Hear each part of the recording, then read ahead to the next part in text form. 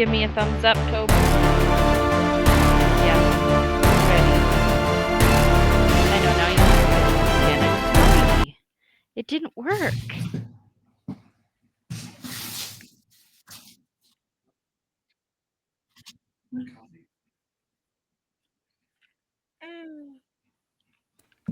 All right, now I'm unmuted.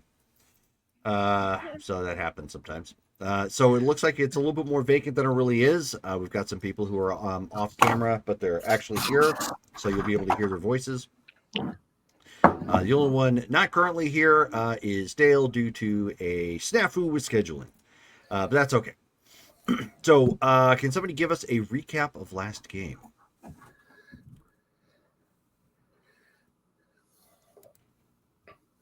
The world ended. Somebody could, yeah. Like big bada boom. That's what I remember.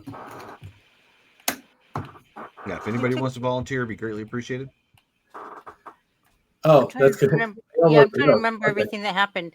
Well, you can always go off the notes too.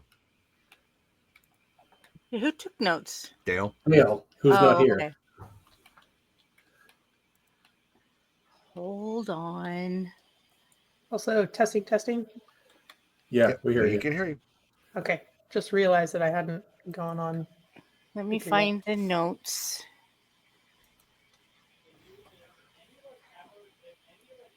Okay. While you're doing that, Mike, roll XP. What is our XP? Is it 1d6? 1d4 plus 1. 1d4 plus 1. I heard 1d6. That's for birthdays. So, a slight tremor rolled beneath the city that caused power and electronics disruption, and a faint arc of blue lightning danced between the Australia peaks. Chip is eastbound on Indian School Road near. You may not want to read Street. the entire thing. I'm not.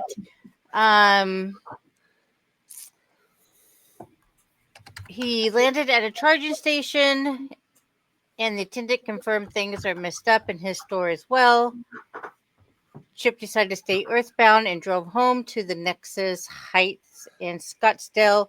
Jackie, she lives in the Mega Building 1, level 24. She was also experiencing weird glitches.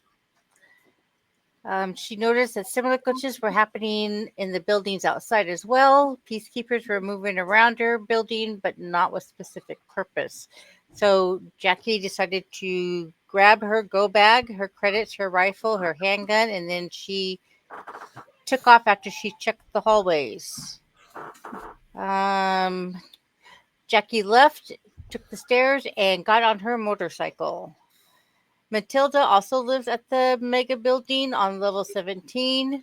She too noticed that the electronics were on the fritz. She grabbed her rifle and some of her munchies and headed down the stairwell to get out of the building. Alex was in her smart home on 7th Street in Missouri. She too experienced the glitches. She saw things were weird and glitching outside. Her cat Yukon darted past her and hid under the furniture. She tried resetting the circuit breakers to see if that would fix things, but it didn't. She decided to stay at home. She locked the doors and went to bed. Naomi works at the Dollar General in Tempe. She felt the rumble and saw the lights and electronics go on the fritz as well. Her car in the parking lot had its hazard lights flashing.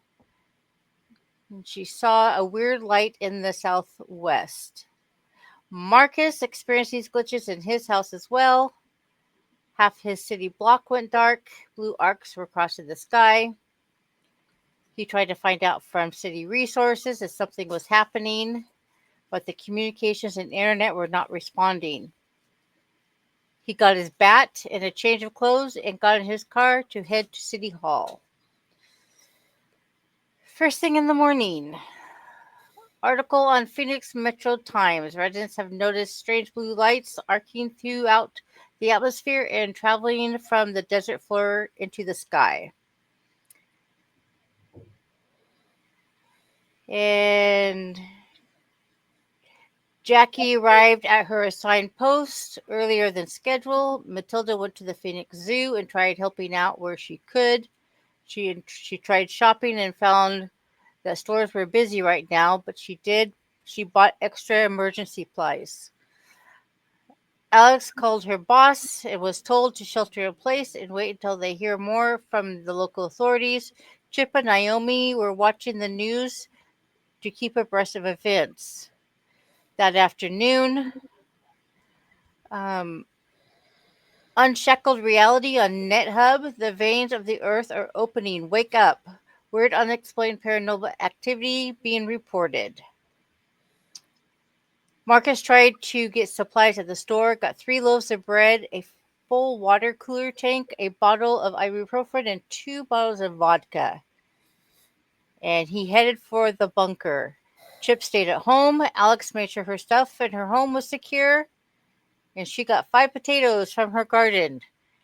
Naomi got prepared in her home. Jackie gathered her survival supplies, organized and got extra supplies from the local store, and went to Indian Street Park. And just after 10 p.m., a massive earthquake hit Phoenix, causing some high-rise buildings to collapse and organizational failures. The next morning, the sky was blotted out from ash and starts to getting more difficult to breathe. Very dark outside, blue lights in the sky, no internet, radio is sketchy. Naomi's building was significantly damaged. She grabs a couple of her tomahawks to be prepared. She heads to her friend's apartment, but no one was home. A note was left saying he was heading to a special site in the east. She pocketed the note, and she also got some canned food from the abandoned apartment. Alex's house experienced minor damage, but she had a backup generator, and she tries to ration food. Chip gathers some things and flies towards Desert Sky Mall parking structure. Matilda heads to the zoo. Jackie stays on Sunny Slope High School gymnasium. Naomi gathers all she can and heads to the Desert Sky Mall parking structure. Marcus begins heading to a shelter. Things to consider: ashfall messes with vehicles. Temperature is starting to drop. Light sources are needed. Masks will be needed to breathe easier. And that's all Dell had. So that is where we left off. It is at this point the same day, about an hour from that point. Hey, crying out loud. Ugh. All right, so we are going to start off with Alex. Appropriate, she's getting something to eat. Did we get XP? I forgot. 5. Okay. 5. Thank you. Make sure that gets put in the notes too, so that way we can track it for those who aren't here. All right. Okay, so Alex. So things remain semi-unchanged from the weirdness that you've experienced over the last hour. Power grid around you seems to fluctuate some. You're fine. You have, backup power supplies that kick in. So you've basically disconnected for the time being, so that way the fluctuations don't damage any, electronics or wiring in the house, and wind up doing more damage than necessary. Or, God forbid, you end up having a circuit fire because something got fried and came through too hard. But as you've been trying to tune in, find out just what exactly is going on. Again, and I've given you guys some examples, are all posted in the chat. Most radio frequencies it's sketchy, but they are probably they're more active and more reliable for getting something out than the internet itself. You're okay if you're using like a local Wi-Fi, like creating your own network, but getting access to the actual internet is very difficult right now. So most information is having to come in through like old school like radios, or if you have that type of tuner program on your computer with an old school wire antenna to connect to it, you can try and tune in that way too.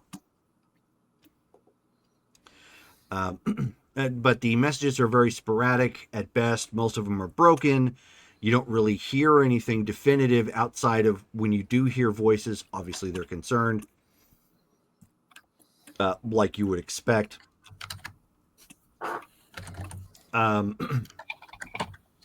Eventually, as you're presumably just sitting in your living room at this point and maybe pacing or whatever you might be doing, during this particular incident, you end up hearing some movement next door. Now, not the neighbors that you just left here recently, but the neighbors on your other side. And it sounds like movement from a tree or a bush, like something's moving close to it. And a quick glance outside indicates that it is not a breeze, because you don't see any of your plants moving like that. I'm going to grab a firearm and kind of try and get a glimpse out the window. Okay. Well, Just you in have a case. sliding glass door if you want to pull that open, or if you just want to try to peek out a window. Do I have any windows that face that direction? You have a den that's on that side of the house, yes. Yeah, I don't want to open any windows or make it like bring attention to myself. I just want to get a view. Okay. Why don't you give me a wits and alertness check first? Oh, I need a character sheet. Uh-oh, I should start penalizing people when they do that. I was in a meeting. So? Okay, wits and awareness. Wits and awareness. Or wits and alertness, sorry. See how you are. Sorry. Fine. Okay, is my system gonna if I pull up Discord? You can also do it from your phone too, if that helps. Yeah, but I have Twitch up on my phone Oh, because that seems to work better.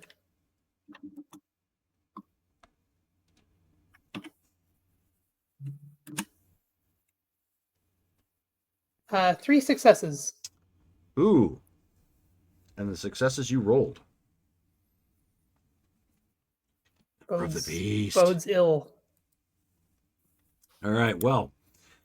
So you are savvy enough for home defense that you realize you probably should turn off your lights at this point, especially if you're going to be looking outside. So you quickly darken it around you so that way you don't bring out, your silhouette, and it allows you to see out outside better.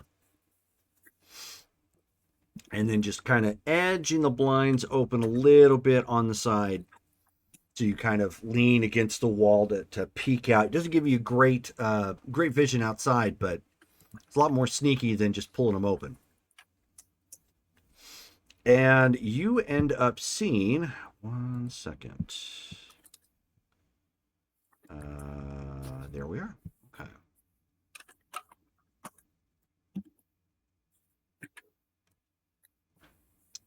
You end up seeing two individuals come walking by, almost crouching, because they stand about 9 feet tall. Holy moly. Did you just send a picture? I did, in the Facebook dear. chat. Oh boy. That ain't right.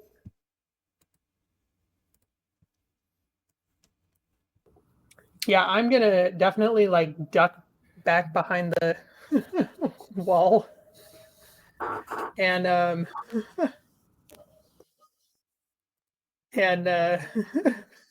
hold my gun very The tightly. mutants Okay. have arrived. So, right about now, Alex, we're going to be making our first horror factor check roll.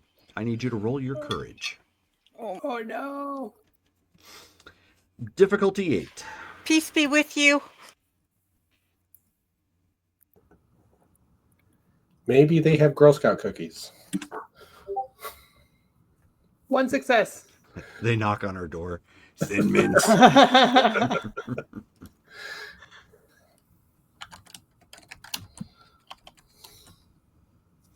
Okay, so you stop yourself right in time, but you can't help yourself. You let out a gasp. But it was everything you could do from screaming your head off because you've never seen anything like this. And not being a fan of horror films, this is clearly something out of a nightmare.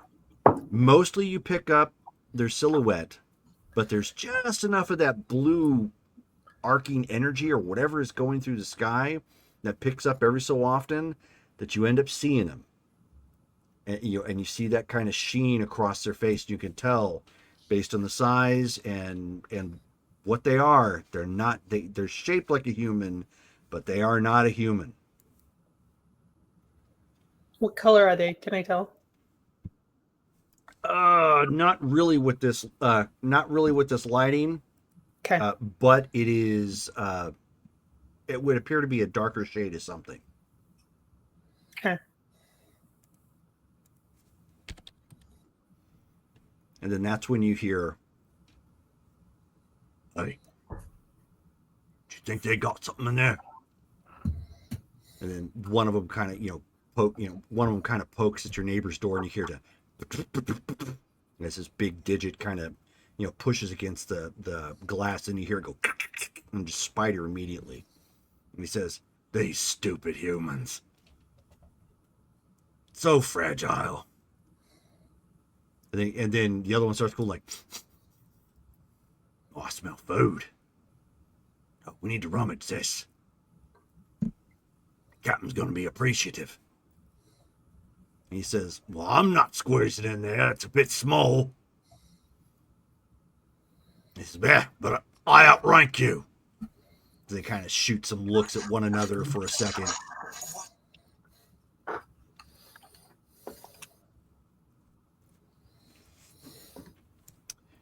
And then, Brittany, you hear something at your door, your front door. And that's when the VI says, "Ma'am, there is somebody at the front door." And you hear from Do not let them in. And then you hear something from the other side say, "I heard voices. I think someone's home." Time for the panic room. Okay. So you go immediately. You go running through. Give me a Dex and Athletics check.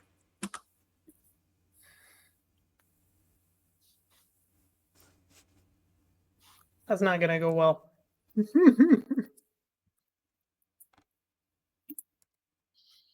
Fail. Failure. 9. Brittany's not cut out for apocalypse. I told you already. So you immediately go racing past, racing out of your den.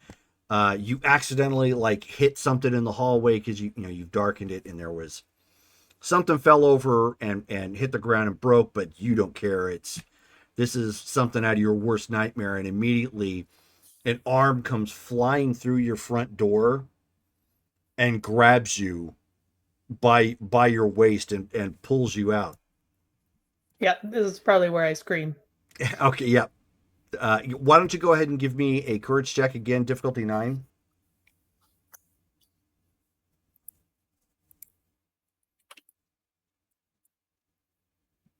Botch.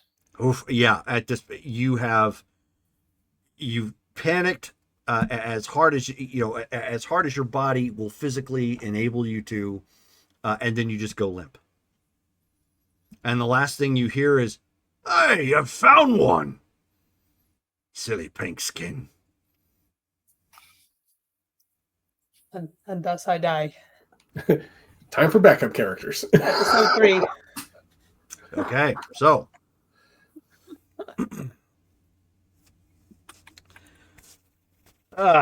Matilda.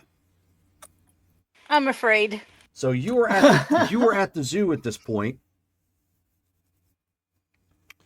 No one else is here. It looks like there may have been some people here at one point in time, but it's hard to say if they were trying to loot and get into things, or if they were staff and just showed up because they felt, that they needed to show up.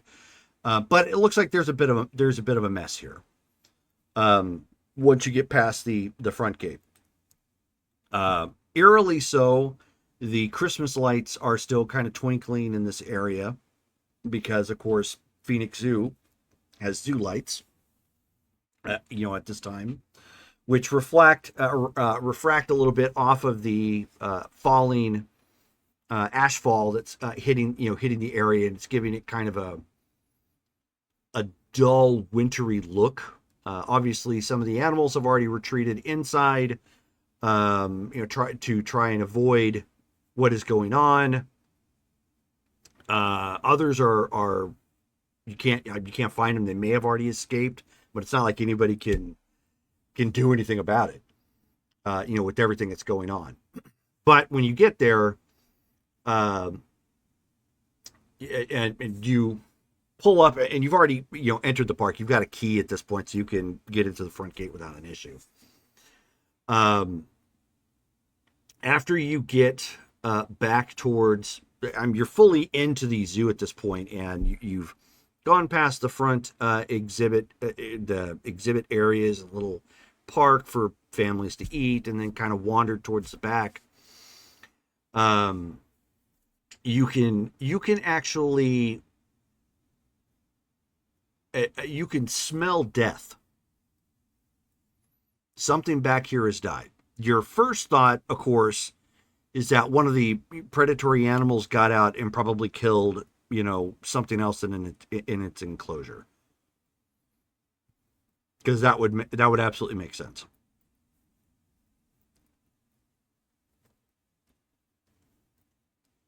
Okay, so I'll go and investigate.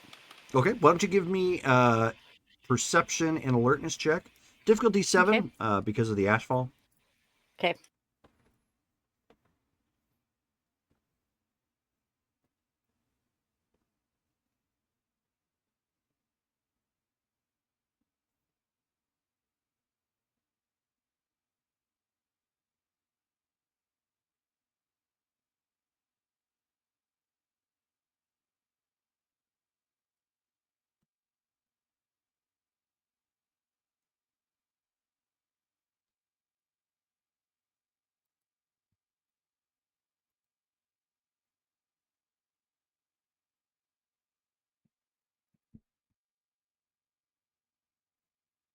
That would be a 1. Okay, 1 success. So you're snooping around. Thankfully, you know the zoo fairly well. So even with the ashfall and some of the damage here, you know where to go, and you know where the staff can go. So moving around this area is not a problem for you. As you come around, you end up seeing that somebody has put the elephant that was back here, or one of the elephants, anyways, onto spikes, and it looks like they were in the process of cutting it up. Someone is butchering the elephant for food, clearly.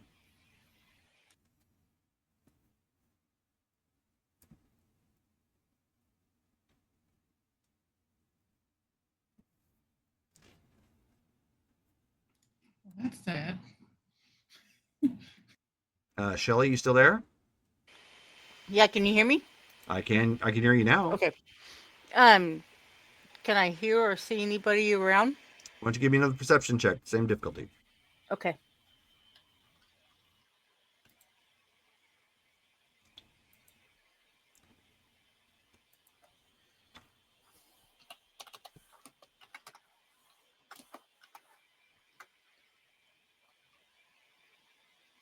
One. Okay. So poking around, you can hear something, and you hear something kind of big and heavy and moving towards what you think is the elephant, right? And then that's when you see the thing, and it's one of them. He's got kind of a big knife, and it looks like he's in the process of cutting up the elephant. It's same picture that I showed you in the Facebook chat. Yeah. Large looking humanoid individual, somewhere around 9 feet tall. Go ahead and give me a courage check. Okay. So difficulty 8.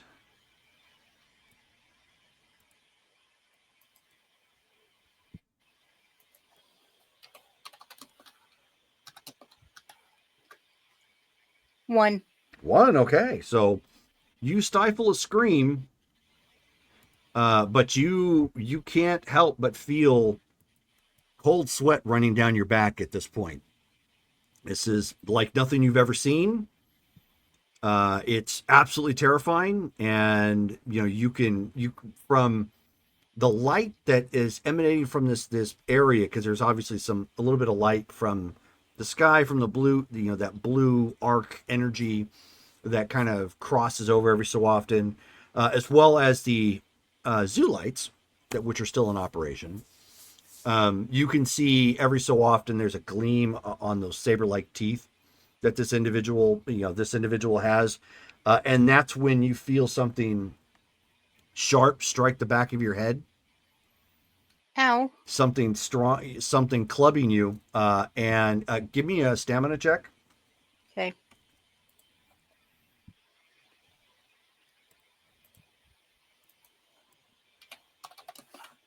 We're all gonna get eaten tonight. 1. Okay. So you fall to the ground dazed, but you're not immobile. It's one of those, like, you get hit really hard, but and it's hard to focus, but you've got a little bit of mobility trying to place yourself back up, and you hear, "Hey, one of them getting away!" And then you hear somebody say, "Oh, stupid, that's not one of them. Just put her in manacles, will you? Stop playing with your food. We need them for trade bait. Stupid pigskins." And at that point, as you're trying to get up, and to your credit, again, you still kind of know where you're at, but you got knocked for a loop. So you try to go one way over, correct, and go another way, and not enough sort of thing. And you end up feeling yourself go upside down as his gigantic hand grabs you by both legs and just dangles you. Great.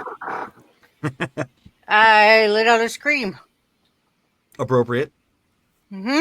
So she screams, and he's like, and he looks at the guy cutting up the elephant, and he says, "Why are they so noisy?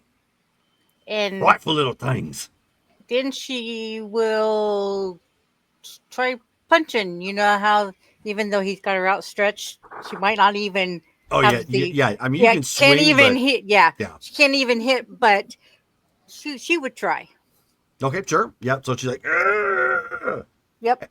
And so he's like, "Oh, this one here's got a little bit of spark." And so he throws you onto the cement, almost like he was throwing a fish down, flopping it onto the ground.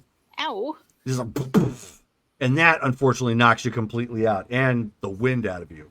And your last thoughts you hear is, "Oh, I think I got it." Oh boy. Okay. I'm dinner. Great. Naomi.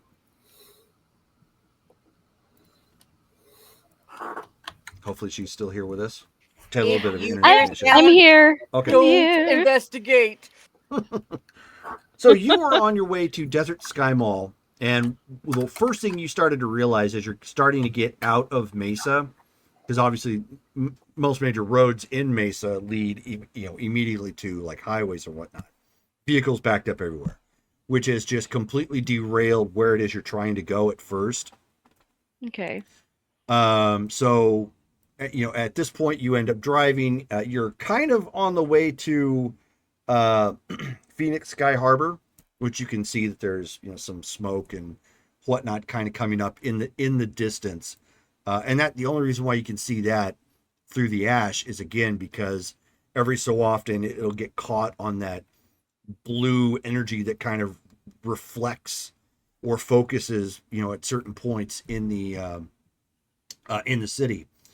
And you end up getting on. So initially, you end up having to go across the Tempe Town Bridge, and because unfortunately, getting on and off the freeways is very difficult. Like there may be a brief span where it's open and it's okay to drive, but then you start getting anywhere near like turnoffs, and it's car pileups like all over the place.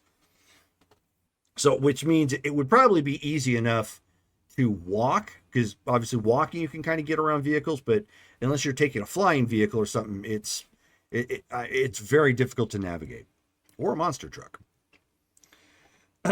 So you Of end course, up I own one of those, right? a monster truck, no, but A for effort.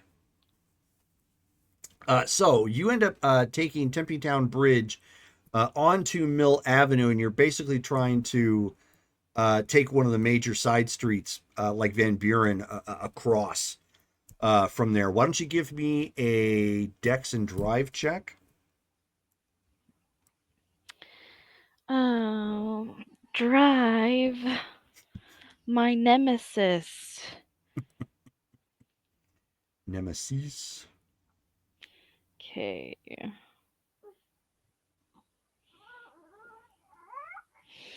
I know, bud. You're almost asleep. Dex. No, I'm okay. I got caffeine.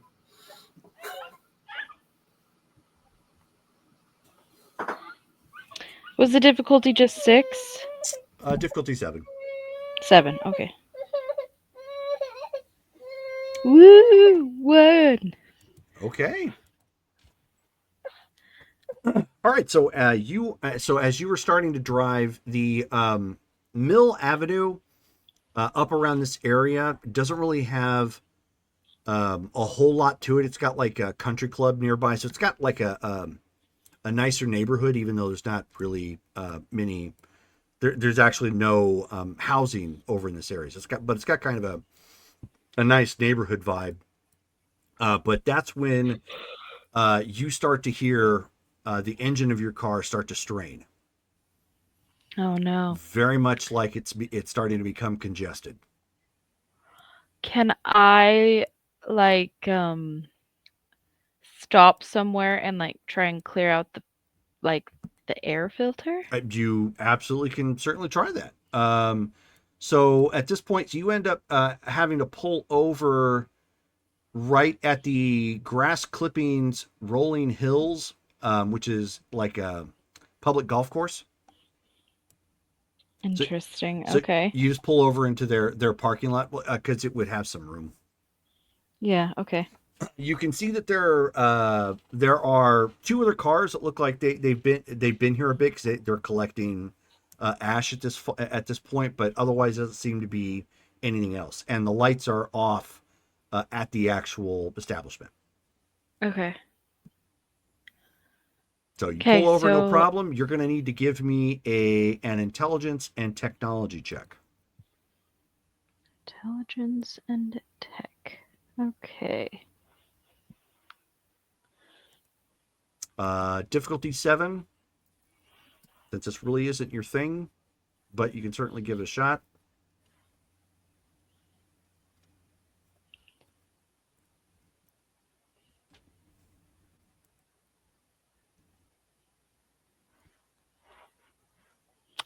Failure. Okay. So you are doing your best to try and get it cleared from this air filter, even going so far as to take your hand and smacking it, up against it, and it for the life of you, you're trying to get it cleared up, but it doesn't look like it. It looks like you may need to have something physically to blow it out from this filter, like a can of air or something. Okay.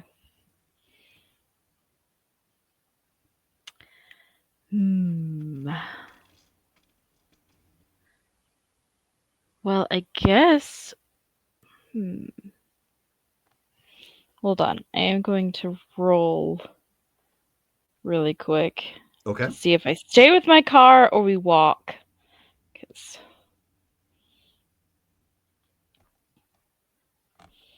odds. Okay, we're going with the car still. We're just gonna go until we can't go anymore. Okay.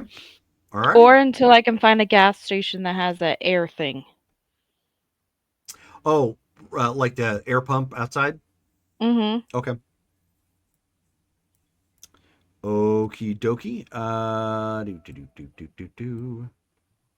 Let me get this on here real fast. There we go. Okay, so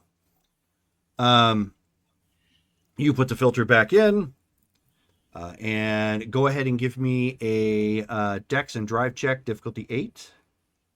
Okay.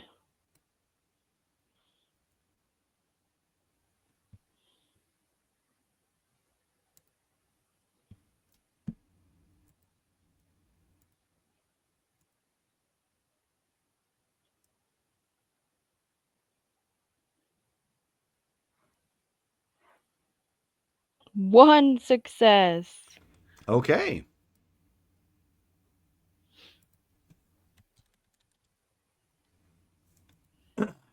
So, first try, second try, finally turns over, and it's that unhealthy sound, but it started back up.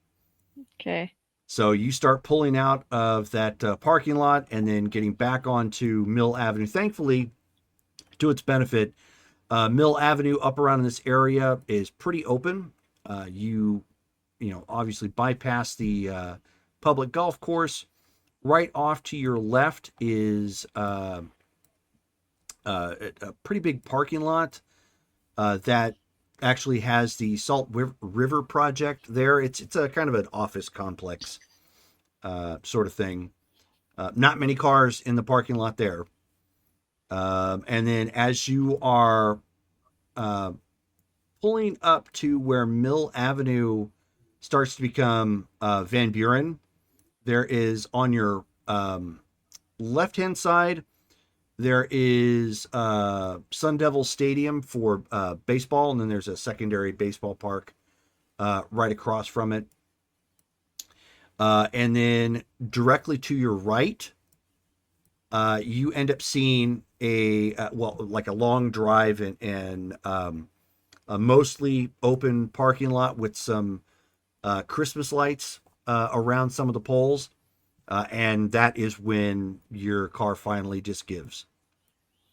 Okay, so then there was no gas station. Okay. Looks like we're gonna hoof it. So she's gonna grab all her things from the car. Mm-hmm. And I always have a blanket in my car, an umbrella, and like a heavy duty blanket, an umbrella, and some water, like plastic water bottles. Okay. Is that okay? That's fine. Let's make sure that we don't do any more of the, come up with stuff that's not on the character sheet without asking me first. But that's fine. Sorry. Yeah. You're fine. So she grabs all that and then hoofs it. Which direction? Are you going to continue going down Van Buren, or are you going to go?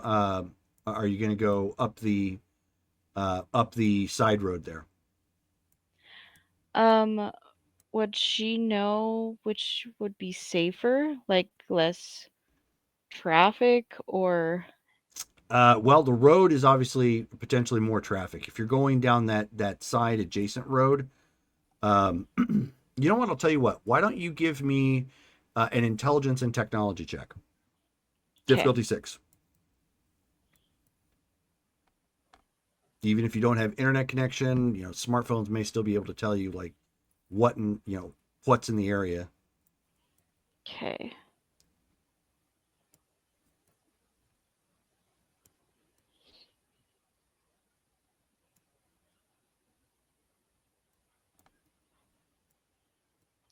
Fail.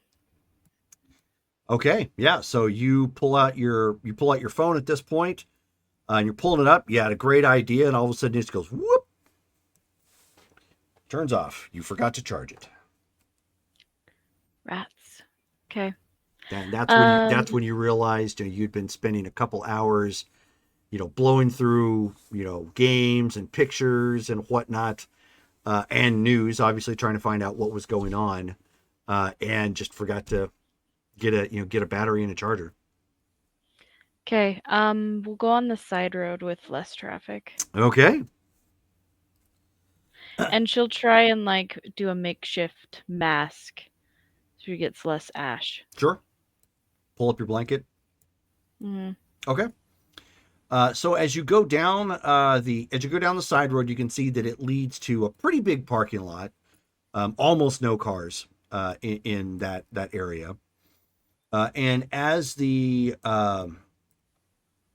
circles around from one big parking lot to the next, you do see, unfortunately for you, because it's not applicable.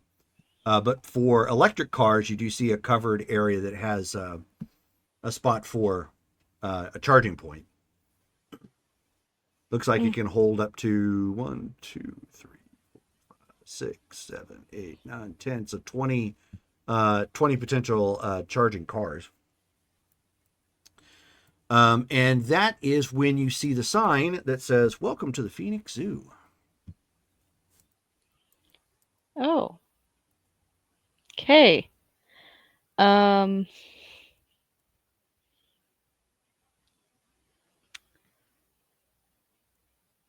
Hmm. She'd probably try and just keep going, Okay. like to the location she had thought to go to. What was it? That building. Yeah, which is nowhere near here, unfortunately. Oh, You okay. you haven't actually been to the Phoenix Zoo, because money, Mhm. as well as a lack of reason to really go. So you're unfamiliar with this particular area, but if you can break into an office or something, you may be able to find some canned air that some pencil pusher kept to blow out the computer or something. Okay. Let's go loot. All right. So you go wandering in. Why don't you give me a Dex and Stealth check? Okay. Difficulty Trying to 8. see if I have any stealth. Ooh, I do. Okay.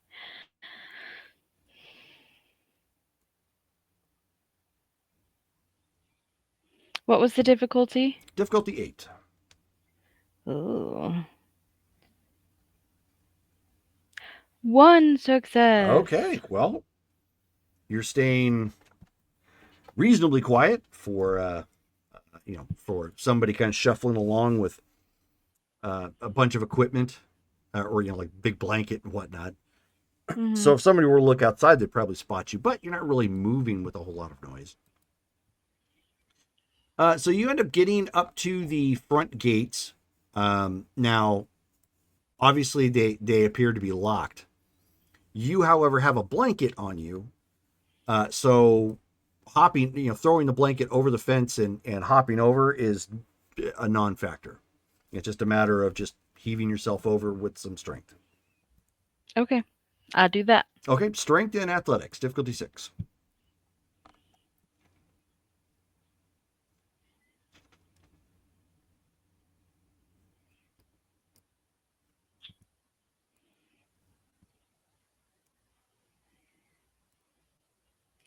Two successes.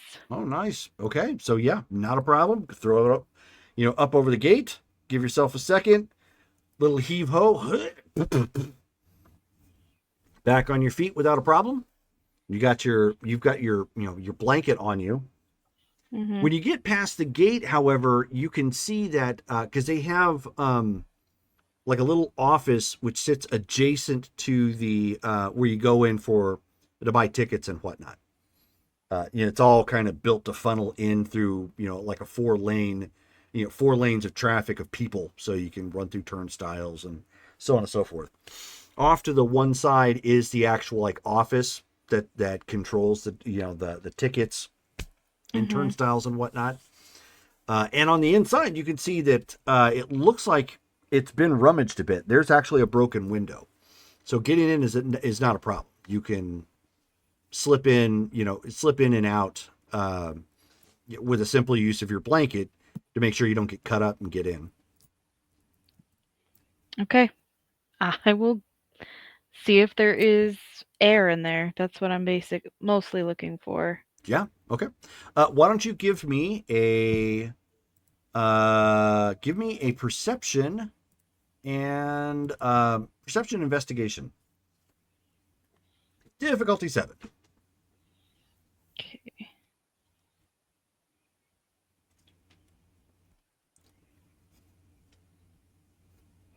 Whoa, 4 successes. Not bad. So you're rummaging around, and your time in an office, however short it may be, you're flashing back. You're just telling yourself they've got to have something in here. Mhm. There's just too many computers, and I can imagine somebody just needing it to cool off a computer. Blah blah blah blah. And sure enough, you end up opening up like one of the last drawers, and you see a 2-pack that's still bound up in its plastic ceiling. Perfect. Do I find anything else like flashlight or You find temporary badges that would help you get in and out as necessary. You do find someone's junk food drawer. So okay, there are 2 bags of generic potato chips, and there is 1 bag of um, like a beef jerky. It's cheap beef jerky. It's like the stuff you get at Circle K, but Mm. it eats. And 2 cans of air. Sorry, I'm marking this down. Potato chips, jerky, and air. Okay. Correct. Awesome. Well, I kind of throw it in my little bag. Mm-hmm. um and um I grab the badges. Okay. And is there anywhere else that I see that I can look to see if Not, I I can mean, if you loot? want to go further in the park, you can, but not in this particular area. This room, think of the rooms that people have for buying tickets at a theater. Very similar. It's mostly just kind of like one kind of long room with several points of sale sort of thing, and that's about it. Okay, well, I want to go look possibly through the park to see if I can find any source of light. Because I have my phone's dead, Mm-hmm. so I don't have that option. Um, so I'm basically going to be completely blind Okay. if I don't have a source of light. Sure, sure, So, sure. All right. So and I'm assuming that the keepers would have had to have some sort of light if they were there at night. correct. Right. Good thinking. So why don't you give me a perception and awareness check? Difficulty 8. Okay.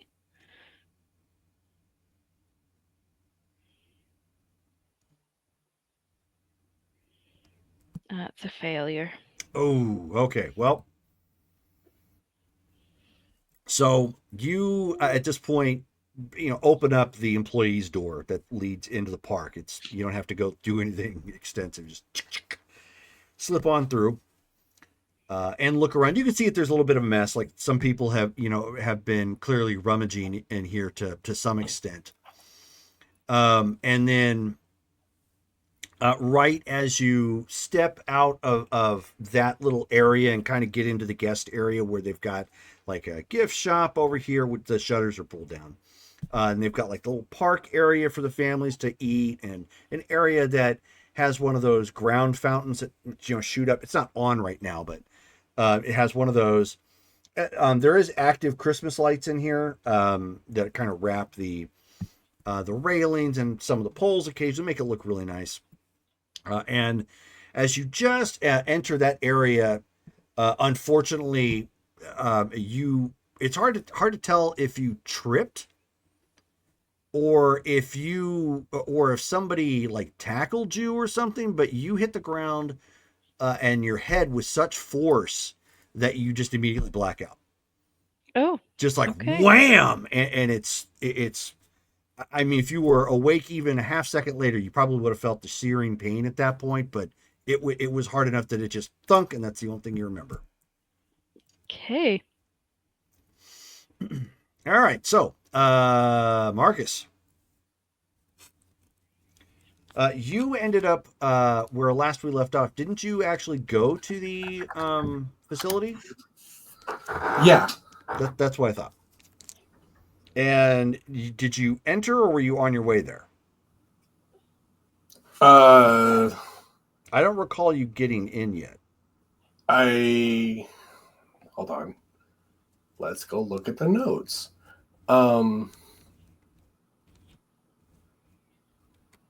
mean, in the notes, like I had gone to get supplies. I got a little bit, and the last in the notes is that I took the stuff to the bunker. Okay, so So you're it on can your go way either there. way. I either got there or I didn't. However you want to do it. Don't, we're fine.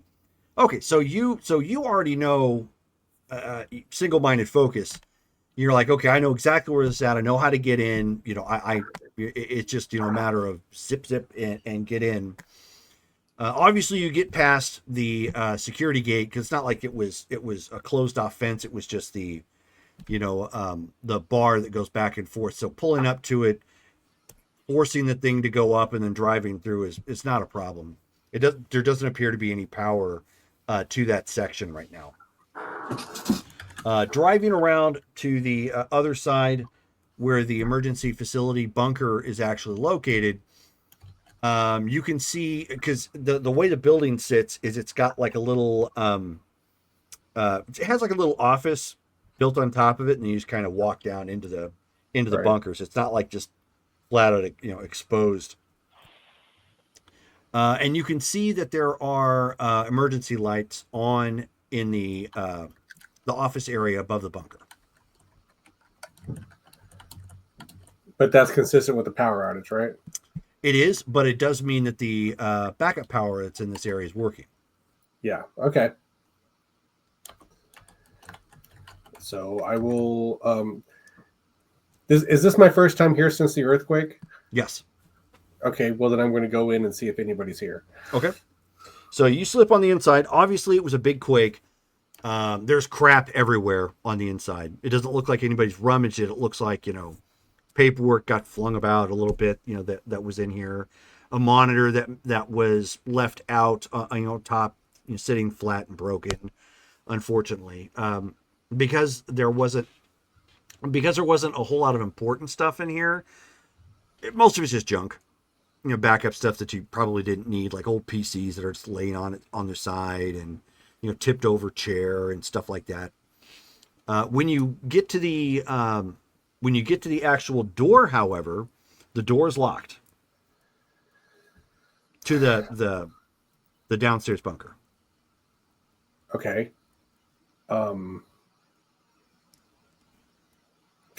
I knock. Okay, at first you don't hear anything. Okay. It's kind of it's a bit cavernous in there, and you might need to knock a little bit harder just because it's a big door. Do I know of? I mean, I wasn't one of the staff members here. Would I know of a way to get in, or no? Okay. Just this main door. That's one of the big benefits of this place. There's one way in, one way out. Pretty secure. Right. Well, I'll knock real loud for a few more minutes and see if anybody comes. So just like stomp or like pound. Yeah. Pound your foot. Okay.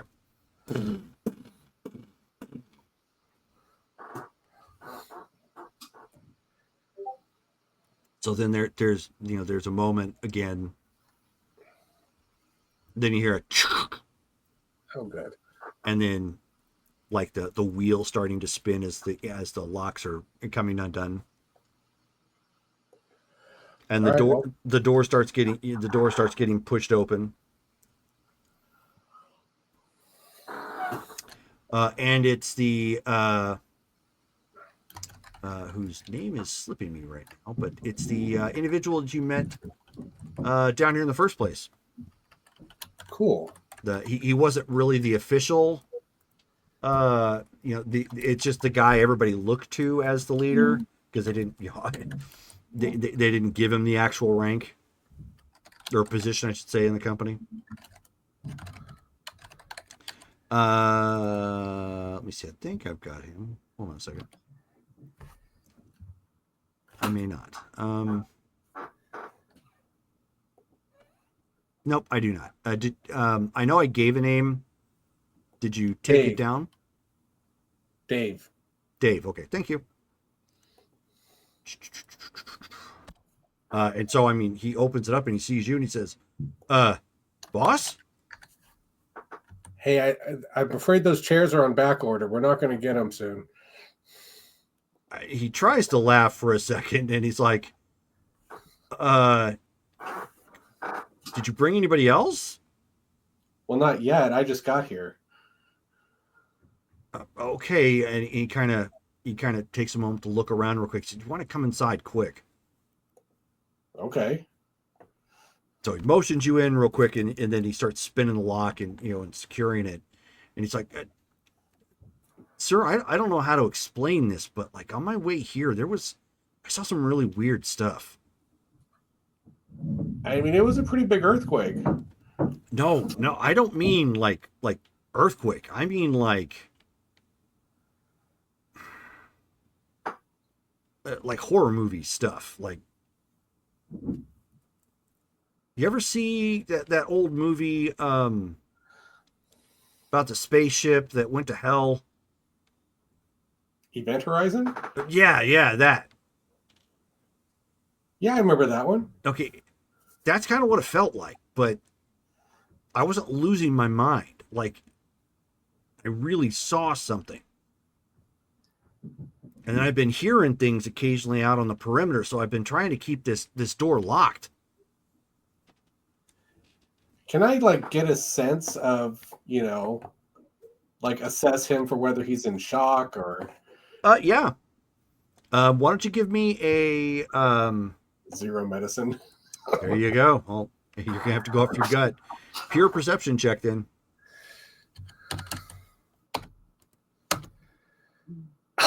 Double botch. Ooh, okay. Yeah, so you're not too sure how to, what to make of that. On one hand, yeah, he probably could very well be in shock and have seen something weird. He did mention Event Horizon, which that was partly a mind game. On the other hand, hard to say. No one can explain that blue energy just yet. All right. Well, who else is in here? Just me. I haven't seen or heard from anybody, and believe me, I've been watching. I'm not trying to be a jerk. We still have some power to the cameras, and I'm able to monitor who comes nearby. All right. Well, listen, we've got massive disaster out there. There needs to be some search and rescue going on. Why don't you hold down the fort here, and if I can find people, I'll bring them back here as long as they're not monsters. Yeah, that's not a problem. And he motions you to offload anything that you might have brought in that you need to offload or whatnot. He says, I've been picking up intermittently radio chatter. I think Nema's still in operation, but they're way north of here. I'm not entirely sure why or what exactly is happening, because we don't have full access to the antenna here. But I am able to pick up stronger transmissions, and I'm pretty certain they're out by Deer Valley. When I came in here, was there National Guard at their post around us? Or Oh no. They're gone. Okay. No, it did get mentioned briefly at last game. The National Guard is it's technically still around, but because Nema kind of filled that role, they're grossly underfunded. All right.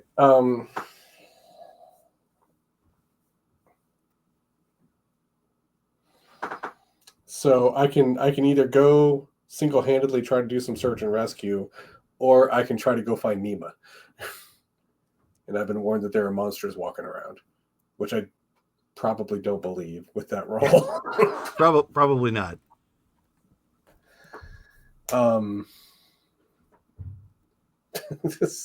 After watching what the other three went to, I know what I'm walking into. But so I'm going to go try and find people.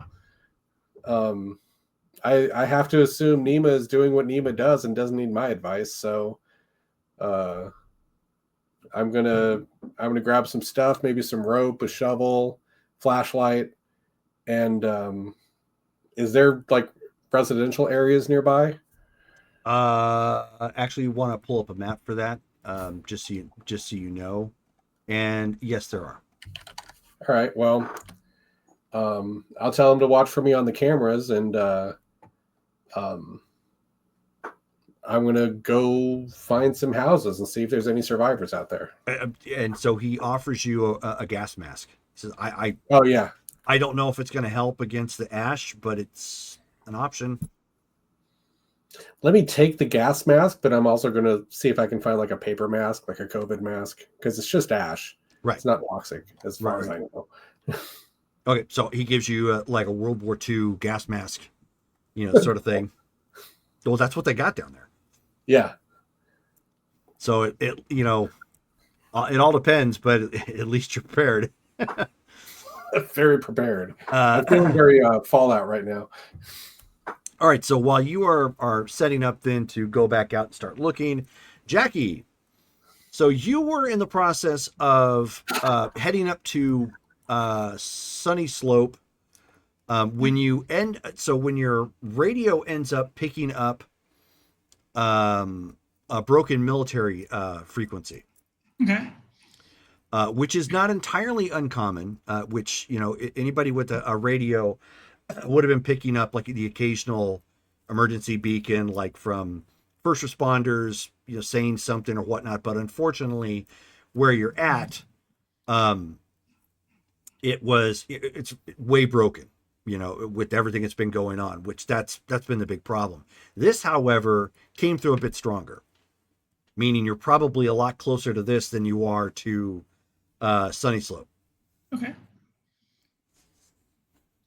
And the piece of the information you picked up was something about the National Guard. Do I have a location for where they are? Yeah, you know exactly where the old National Guard post is at. Okay, I will head that way then. Okay. So, and you were on a motorcycle, right? Correct. Okay, so by the time it's obviously easier for you to weave in and out of potential traffic, given that you're on a bike. You obviously can't go full speed, so you can make those navigations, but you're seeing it too. Like even on certain side streets, it's people panicked. They packed in certain areas with vehicles, due to a wreck or something, and then just had to flee like this. Or a car dropped out of the sky because it was trying to fly in the midst of all this ash, Right. and create additional problems. So as you start heading back that way, and you're starting to cut through residential sections, you're actually passing up 48th Street when the same thing is happening. You can hear the strain on your bike at this point. It's sounding like a Harley, congested Harley, and it shouldn't sound like a congested Harley. I'll pull over real quick and check my radiator vent. It's on the front, usually of the motorcycle, front of the engine. Sure. And I'll just grab like a T-shirt that I have Okay. out of my bag and just try to wipe. Try to clean it off. Yeah, just wipe that. Sure. Give That me area. an intelligence and technologies check, difficulty 6. Intelligence, tech.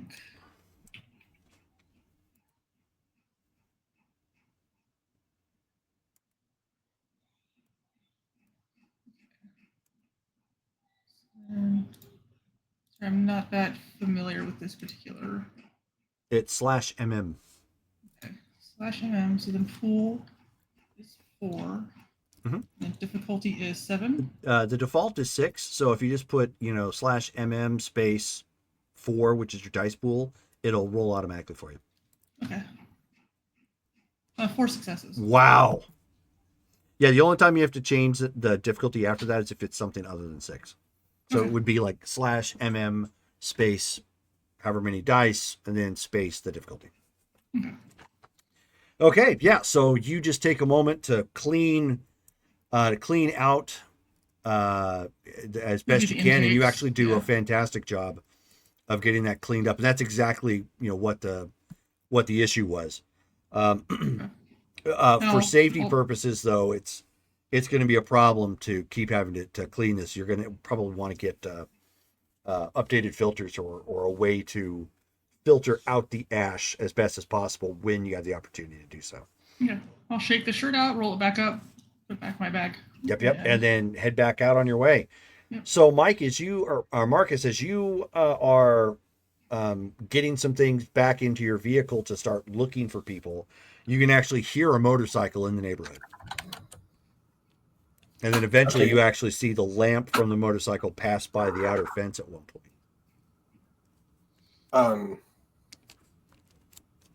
Okay. Can hover cars roll? Yes. Okay. I hadn't actually intended to drive anywhere. I was just going to head to the closest. I thought you were driving. No problem.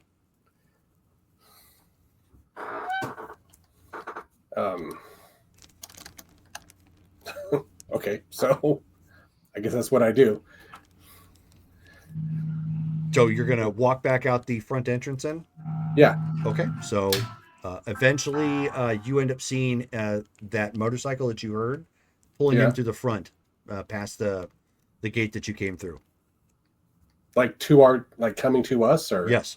Okay, well then I'll wait. Okay.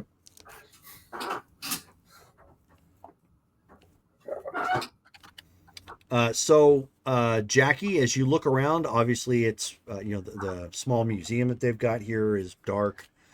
You don't hear any of the other like backup generators or anything going in the area.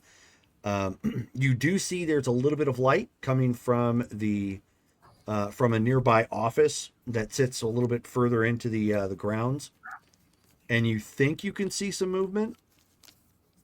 Okay. Yeah, I'll go check that out because usually light means people. Okay. So, Marcus, why don't you describe what she sees, and Jackie, vice versa. I think we've got our pictures in the chat, but Yes. Yeah.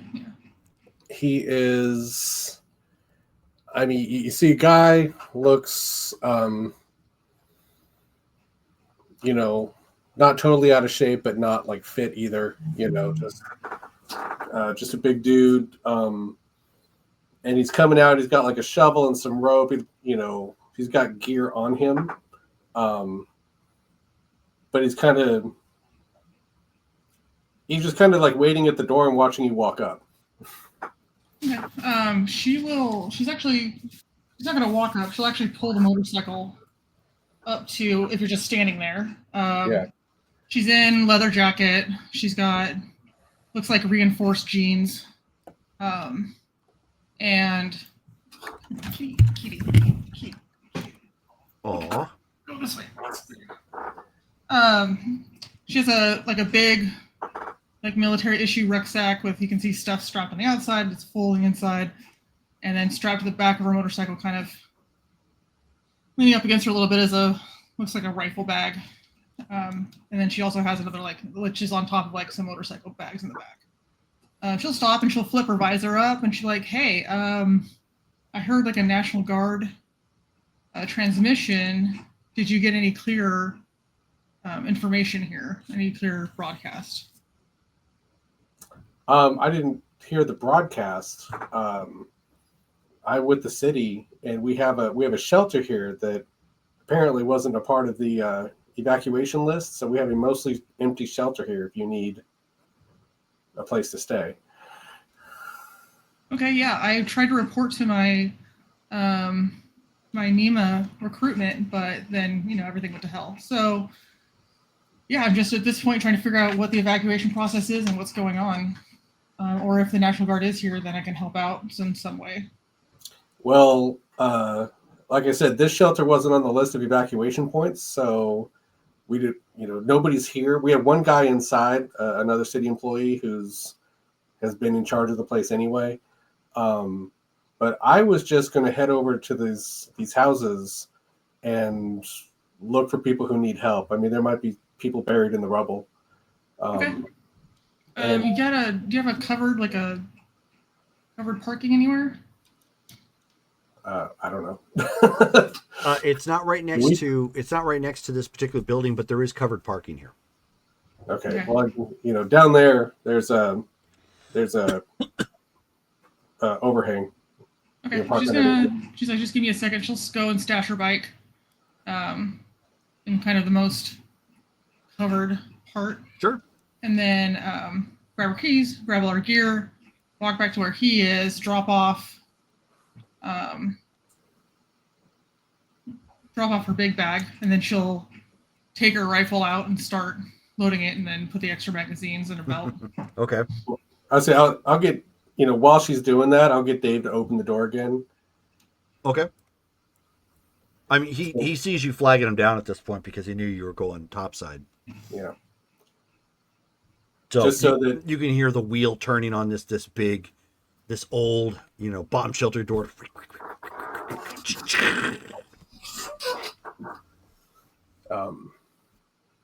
So when she comes back, you're like, I'm sorry, you said your name, right? Yeah, sorry, my name's Jackie. Yeah, so Jackie, this is Dave. Dave's been caretaking this place. Why don't we drop your stuff off on the inside? And then if you want to come with me, we can go look for people. Okay. Do you know how to use a weapon? I'm handy with a bat. Okay, never mind. She'll also load her pistol and stick it in a jacket holster or something, or back, whatever holster she has. All right, let's go take a look. So before you head out, Dave hands Marcus a handheld radio. All right. He says, "I don't know what kind of range we're going to get on this, but it's better than nothing." Yeah, better than nothing. He says, and it's fully charged. It's one of the CDC came by about 5 years ago or so, and they never picked up some of their junk. Awesome. So we've got a couple of these. Scavenger tech it is. Let's go. So she'll have a baseball cap on and a one of those desert wraps. Sure. Just around her, tied around a scarf. Makes sense. And then she'll all right, let's set out. All right. So as you guys are setting out to try and find people to rescue in the neighborhood nearby or loot, if everything is if everybody's gone, those of you who are at the zoo. One second. I actually have verbiage for this that I need to read. I'm glad I still have this window pulled up because I forgot to copy it down. That was Ted Dumb.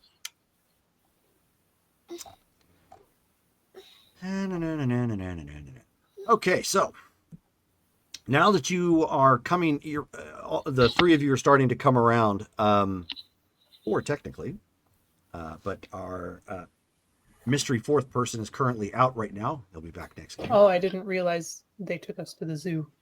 Yes. Okay. So, you end up seeing what appears to be a type of hover skiff, which is jury-rigged, is a jury-rigged mix of old world technology and brutal craftsmanship.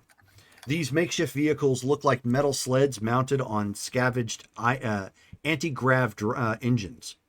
The frame itself is built from scrap metal and welded steel plates shaped like flatbed trailers with raised side guards. The front end has a battered cow catcher made from rebar and broken street signs, designed to plow through rubble. Its propulsion is salvaged anti-grav generators mounted underneath, sparking intermittently, which is kind of scary. Every so often it's like... Psh, psh. The engines are bolted to the back, releasing black smoke and making a grating, sputtering noise every so often. The chains on the inside are, it has chains and rusted steel cages that are welded to the back, each one holding up to 6 captives. The metal hooks hang from the sides, holding crude shock batons and barbed whips. The hover skiffs have a makeshift control panel with cracked displays and levers wrapped in electrical tape. These raiders who have captured you usually ride on the top or alongside the skiffs, and they bark orders at their captives, occasionally lashing them with barbed whips. So there's obviously more than one. There's a total of, so we got you, we've got the others. So there's a total of 3. 2 of them are the ones that I just described. One of them is looks a little bit more like a lead, kind of like you would expect a tractor trailer. These obviously taking a little bit more of the role of like a trailer that might be attached to a semi, and this one's more like a hover semi of sorts, but it's all open air.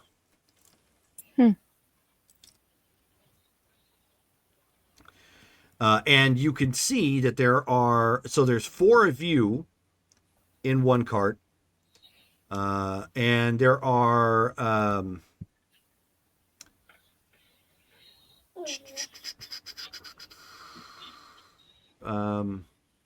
hold on. Okay, don't worry so much about the description there, but there's a total of 8 additional captives spread up between the 2. Okay. Which you guys are all in one, and then most of the others are, a couple are in yours, and then there's the rest of them are in the other barge. You can see these guys, like the picture, some of them walking beside it, or barking at you or barking at somebody to stay quiet or whatnot. So real quick, there is, I haven't given you any names yet, but there's one guy who happens to be a lean, scrappy individual with a shaved head and a nasty cut on his cheek. He's wearing a torn work jumpsuit with faded name patch. There's another stubborn-looking woman with messy dark hair and a bandage wrapped around her left arm, wearing a stained sundress and hiking boots. Another female, petite, short black hair, bruised face, torn hoodie with ripped jeans. She seems to be muttering to herself about her brother. Another husky-looking individual, grizzled with a scruffy beard, wears a flannel shirt and work pants, visibly limping.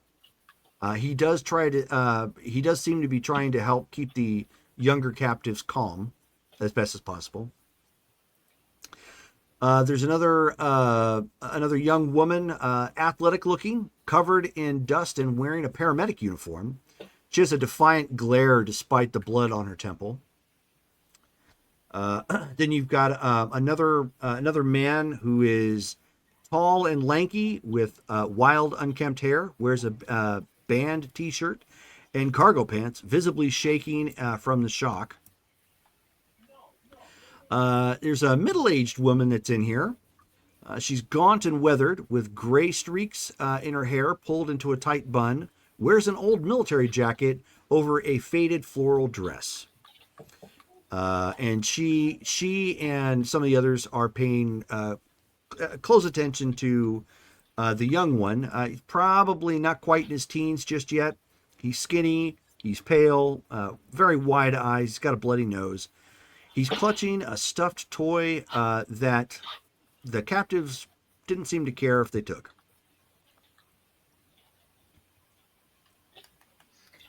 And you don't have to worry about noting all of that specifically. That again, that is something that I will copy and paste and have available for your notes. Would have Okay. been nice 2 minutes ago before I typed all that. Oh, okay. Well, I mean, thank you for typing it. I got probably 75% of it. Okay. So Naomi and Alex are in the same like cage as me. All the players are in the same cage. Okay. So It just helps keep everything oriented yeah. better. Well, Tilly is going. Once she starts to come through, she's going to kind of look around, see if first if she recognizes any of the faces, since it's at the zoo. If any of the other staff members are here. No, you don't see Um, anything like that. I and mean, so your first guess when you see this is it looks like they may they're with the skiffs and everything. They're probably on the move a lot. So who knows yeah. where they came from around town. So she will look to. Are Alex and Naomi close to each other? Well, you're all in the same cage. Okay. And you guys are shackled with like rusty chains. Okay. So Are we injured? If you took a hit, then yes. yeah, So for I'm all sure intents my and story I am purposes, sure my for all intents and story purposes, you guys are at -1 health level. yeah I am sure that my head hurts. So she will whisper over to Alex and Naomi. Are you two okay? My head hurts. Yeah, I got walloped too. I'm not I sure anything about this is okay. I didn't realize there was other people here at the zoo. I thought I was here alone. Were you guys staying at the zoo? I was at home. I don't know what I I'm doing here. came to see if there were any supplies I could use to get to Phoenix. Oh, My car broke down. so did you see those creatures? Um, well, I didn't see it coming, but I see him now. What is happening? I don't know. I don't even know what these things are.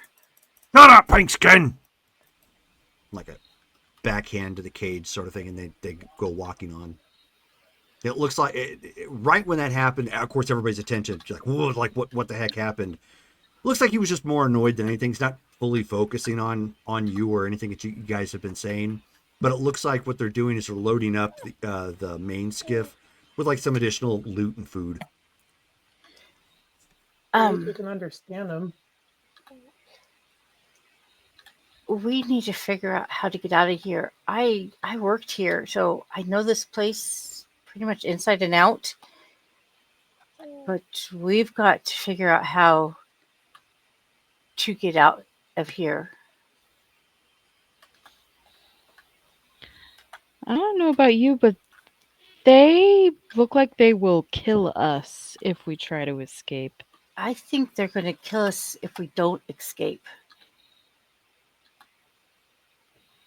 No, they didn't kill us when they found us. So the one that was wearing the paramedic jacket, she's in the other cart, but she leans in closer to try and speak, but with a lower hush tone. And she says, "We're apparently trade bait, whatever that means." Yeah, we yeah, I heard them say that before I blacked out. We need to figure out a way to get out of here.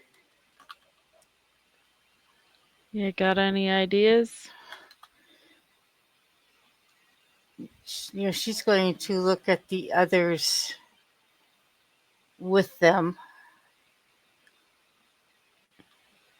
Okay, so um, the big husky guy, almost middle aged looking, may have been a trucker or a lumberjack in a previous life. Yeah, he at that point he's actually in the cage with you guys, and he says, and he's like, running's not going to do any good. I noticed that they have the ability to turn invisible, so we won't be able to see him. You're kidding. He says, I wish I was. You know, I was actually trying to head towards um, where we keep our tranquilizer guns to see if there was any left. I mean, if we can get loose and get to there, we've got trinks that can put out an elephant. Well, you guys are just about in the parking lot at this point. So, yeah, so at that point, the paramedic lady, says, I don't. Do you think you're that fast that you can get all the way back to wherever those tranks are? Um, I mean, I'm I'm a fast runner, but I don't know how fast, again, they are.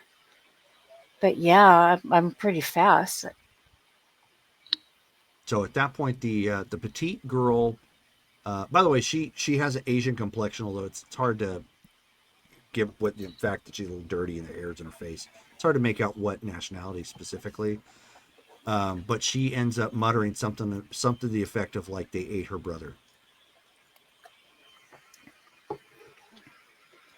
Okay, Um, if we all jumped out at the same time, it is going to create chaos. And if you can, just try to follow me. Keep in mind the cage is locked and you guys are bound by Oh, chains. so okay, Oh yeah. okay. So that's okay. So retract that.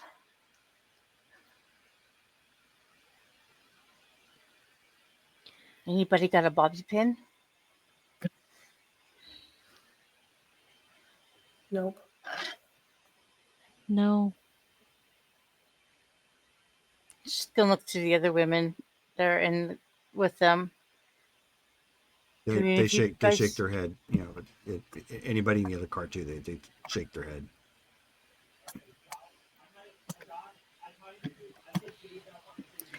Well, anybody else got any suggestions? So the guy who is had the nasty cut on his cheek, and he's worn kind of a torn work jumpsuit. He says, I've got nothing for getting out of the shackles, but I think I know how these stupid things operate. You mean the carts? Yeah, I could probably do something with that to drive us somewhere. Okay, that's something.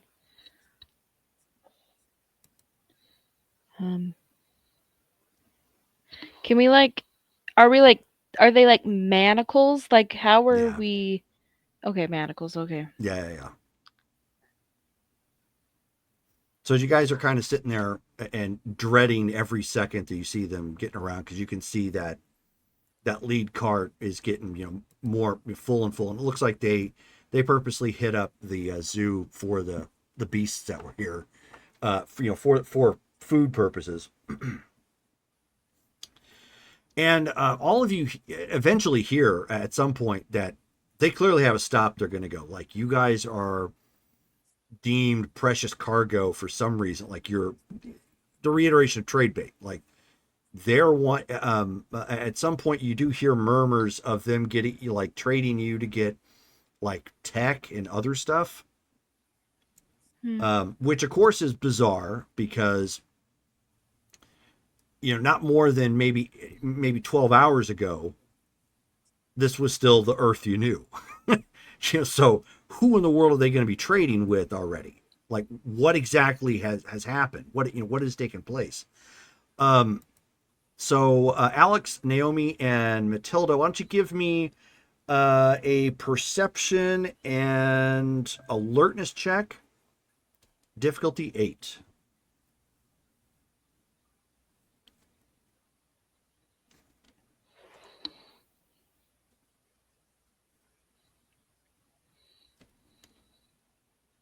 Let's see what we get. 3? Wow. 3. 2. Okay. 2. Not bad. Not bad overall. Okay. We are on edge. Yeah, you are on edge.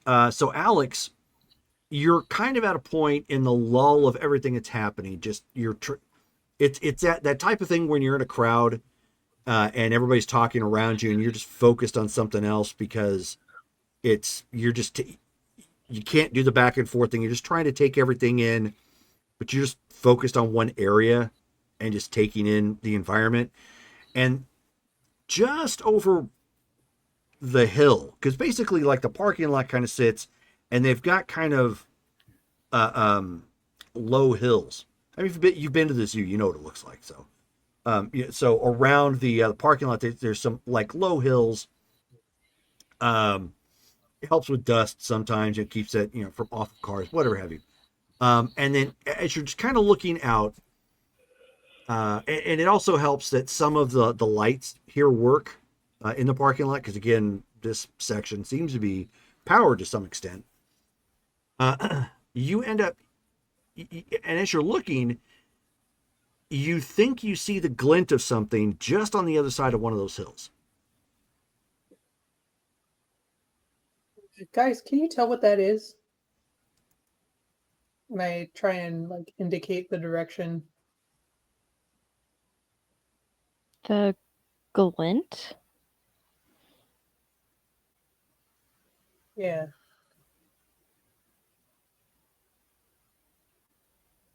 Something metallic, maybe? So can we tell?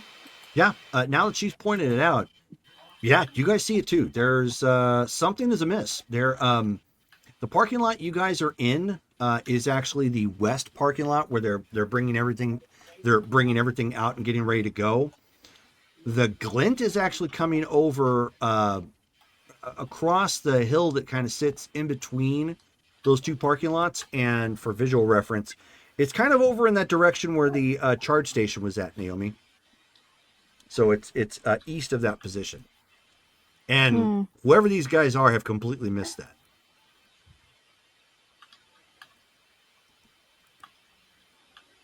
Well, I mean, it's over by where they charge the electric cars. Maybe it's help? And right at that moment, you hear and not even a half second later, that lead vehicle just blows up. There's this bright ball of energy and crackling flame, and parts go flying everywhere. Everybody inside the welcome, Paul. Got somebody chatting or in the chat right now. So the vehicle blows up. The two creatures that were in it, like you don't even find body parts. It's just like the only parts that you find are vague scrap remnants of what that vehicle was, and it's this loud explosion, which of course everybody starts screaming because they're panicked, and then immediately the other creatures they spin and they start looking around trying to find where that's coming from, and it ended up coming from that hill, and you end up seeing something just raised just enough, and some scattering fire starts coming down, and these energy beams start rattling out rapidly, hitting the ground around these creatures, and that ball of flame. Another one ends up getting getting clipped and nearly incinerated from the gunfire itself. Oh, good timing. Somebody ended up following us, and of course the follow-up, or the follow sound effect for this one is gunfire. So Perfect. perfect. Nice. Sorry, I've got a sty up here, and it's really bugging me right now. Okay. So Marcus and Jackie, as you guys are scrambling around looking for stuff, you haven't found anything in the two homes that you've already started, or people, I should say. You haven't found anything in the first two homes, which is just on the west side of the compound. You haven't gone terribly far from it. You did, however, find some useful items. You found a flashlight. You found several grocery bags, which, of course, obviously can be used to, carry more stuff if needed. You did find 2 gallons of unexpired milk, because parts of this section here still had power, so the refrigeration was working, so it's still good. Although you can't carry it, you found a mini fridge. You have also you've also managed to find several music CDs. You found some additional clothing. You've also found 5 cans of pork and beans, a packet of hot dogs, and then you found one of those industrial. Like somebody here was, was packing up for the food. So you ended up finding like a pallet size, anyways. Obviously not the full pallet of ramen. Somebody had a Costco membership. But as you guys are just clearing the second house, it was right next to one another. You end up hearing an explosion and like a ball of flame shooting up, and it's not terribly far. Look at Jackie. Sweet, let's go. Followed by active gunfire. Okay. Yeah, I'll try to. I'll leave the pallet of ramen. Grab. I'll keep the milk. Let's Take leave that back all to of Dave. it. Let's leave all of it, and then yeah. so we know where the houses are, so we can come back here. That's true. Okay. Let's run towards the fireball and gunfire. Distance-wise, you guys are probably going to want to get a vehicle in it. Yeah. Pardon me. Because while you can run, your son's really loud, Shelly. Okay, sorry. While you can run directly there, it would be like across overland. It would obviously, it would actually take a lot longer to do, but it's just under 3 miles if you take a vehicle and follow roads. How's your car working right now? Oh, car's fine. It's in the your bike is probably parked next to it. Okay. Yeah, let's get in the car then. Okay, so you guys are running over that way. Okay, so easy jog. So those of you who are there, at this point, you see that some of them are they're hunkering down and they're starting to return fire. And you see that they have laser weapons, which is kind of scary because that means they've got better tech than you currently have right now, which makes the matter even worse. But they are, not that you guys would understand this terminology per se, but it's the shock of war.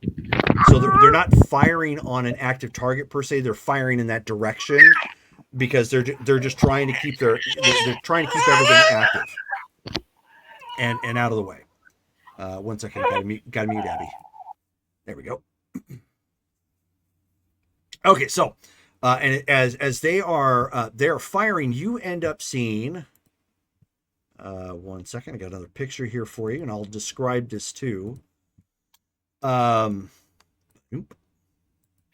You see that coming up over the hill. And you basically hear this as the full body of that thing comes out, and the barrel on the one side, and basically it's like a giant barrel on the left side, and then the equivalent to kind of like a laser minigun with 3 barrels is on the other side.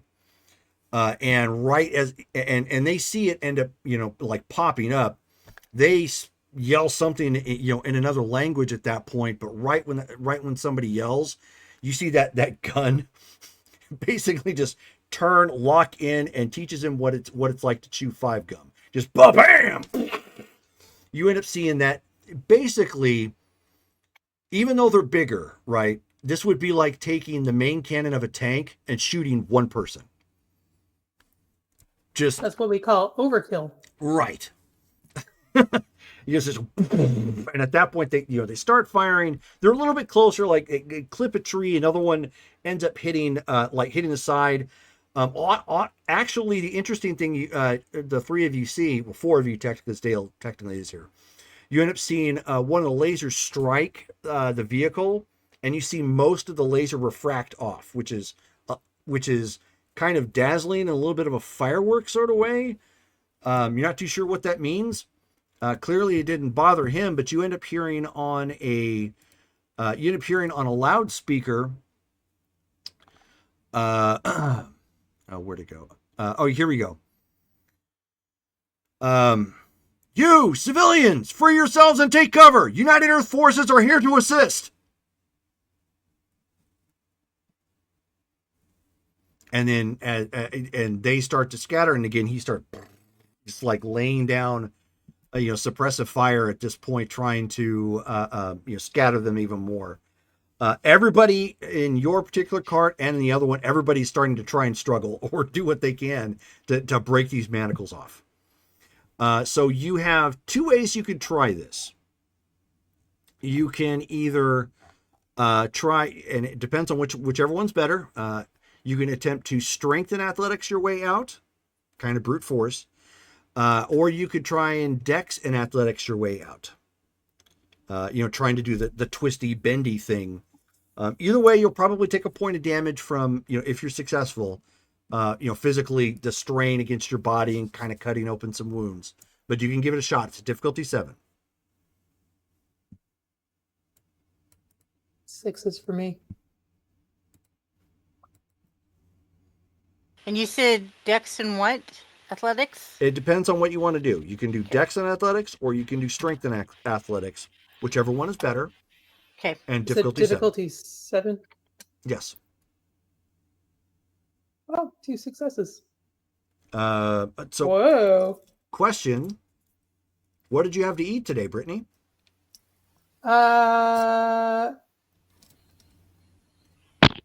Probably one of those 5 potatoes. I think so. Make sure you keep that in mind. I failed. Oh, okay. So, Alex, how did you try it? Was it strength or dex?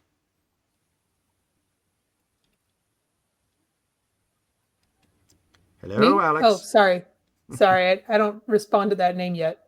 Add 1 die to any one roll. Okay. Let's go with Dex. Are they both the same dice pool? Because you already rolled. Yeah. Okay. So you kind of should I roll that 1 extra die? You can if you want. Okay, fail. Okay, so you're fine. So you kind of prop yourself up to a certain position, so you can start trying to give yourself make the chains taut a little bit and start trying to wriggle your way around. And at one point, like you managed to get like one wrist free at that point, and when that happens, you're able to take your hand and give yourself a little bit more of a wiggle room and start pulling out your left arm, and you eventually get yourself free. Naomi, what did you get? I got 4 successes. And you dexed or athletics? Dexed. Or dex? Okay. So same thing for you. You managed to figure a way to wriggle your way out of it. Not having a whole lot of food tends to help when escaping manacles. So both of you take a point of damage, but you're fine. Otherwise, you're free from the shackles of doom. Matilda, however, is not. So, and same thing. There are other people still struggling to try and get out, and everybody at this point is trying to help one another. Pull, either pull or help you wriggle your way out or whatnot. But unfortunately, nobody has run, so nobody's fully escaped. So Jackie and Marcus, as you guys jump into Marcus's car, and you guys can hear now a vehicle not terribly far away, like gunning it. You guys end up spinning around because it's literally the zoo is just a block over. It's mostly a park in between from here. You race down there, and who's driving? Okay, Marcus, give me a dex and drive check, and you'll need to unmute yourself. I should be like, do you know how to drive? Just kidding. I have a little drive, but I have 0 firearms, so you are literally riding shotgun. This won't be a great roll. Let's So see. difficulty 3 8. successes. At difficulty 8. Still at difficulty 8. Yeah, I forgot to roll it that way, but I got a Nice. 9. Nope, it doesn't matter. You still got it. Okay. So you come flying out, and you can relatively, because again, it's not terribly far, and you can still see the fire coming up. You know it at this point. It's near the zoo or in the parking lot. So you turn around because you came up on the east side of the parking lot and whatnot, and you're spinning around. And right as you do, you kind of slide into the side driveway that goes into the parking lot, and you end up swiping into one of those things, just like wham, and you send it like toppling over out into the street. So obviously there's some damage to the back end of your car, but he put you directly on the path where you need to go. He was like, poof. Okay. I'll Are take we? a quick assessment? Yes. Just Why don't you from- both give me courage checks? Situational awareness. And those are at a difficulty 6 because you're driving away from it at this point. Okay, so do I just roll my 3 courage points? Yep. I got 2 successes. Nice. Where?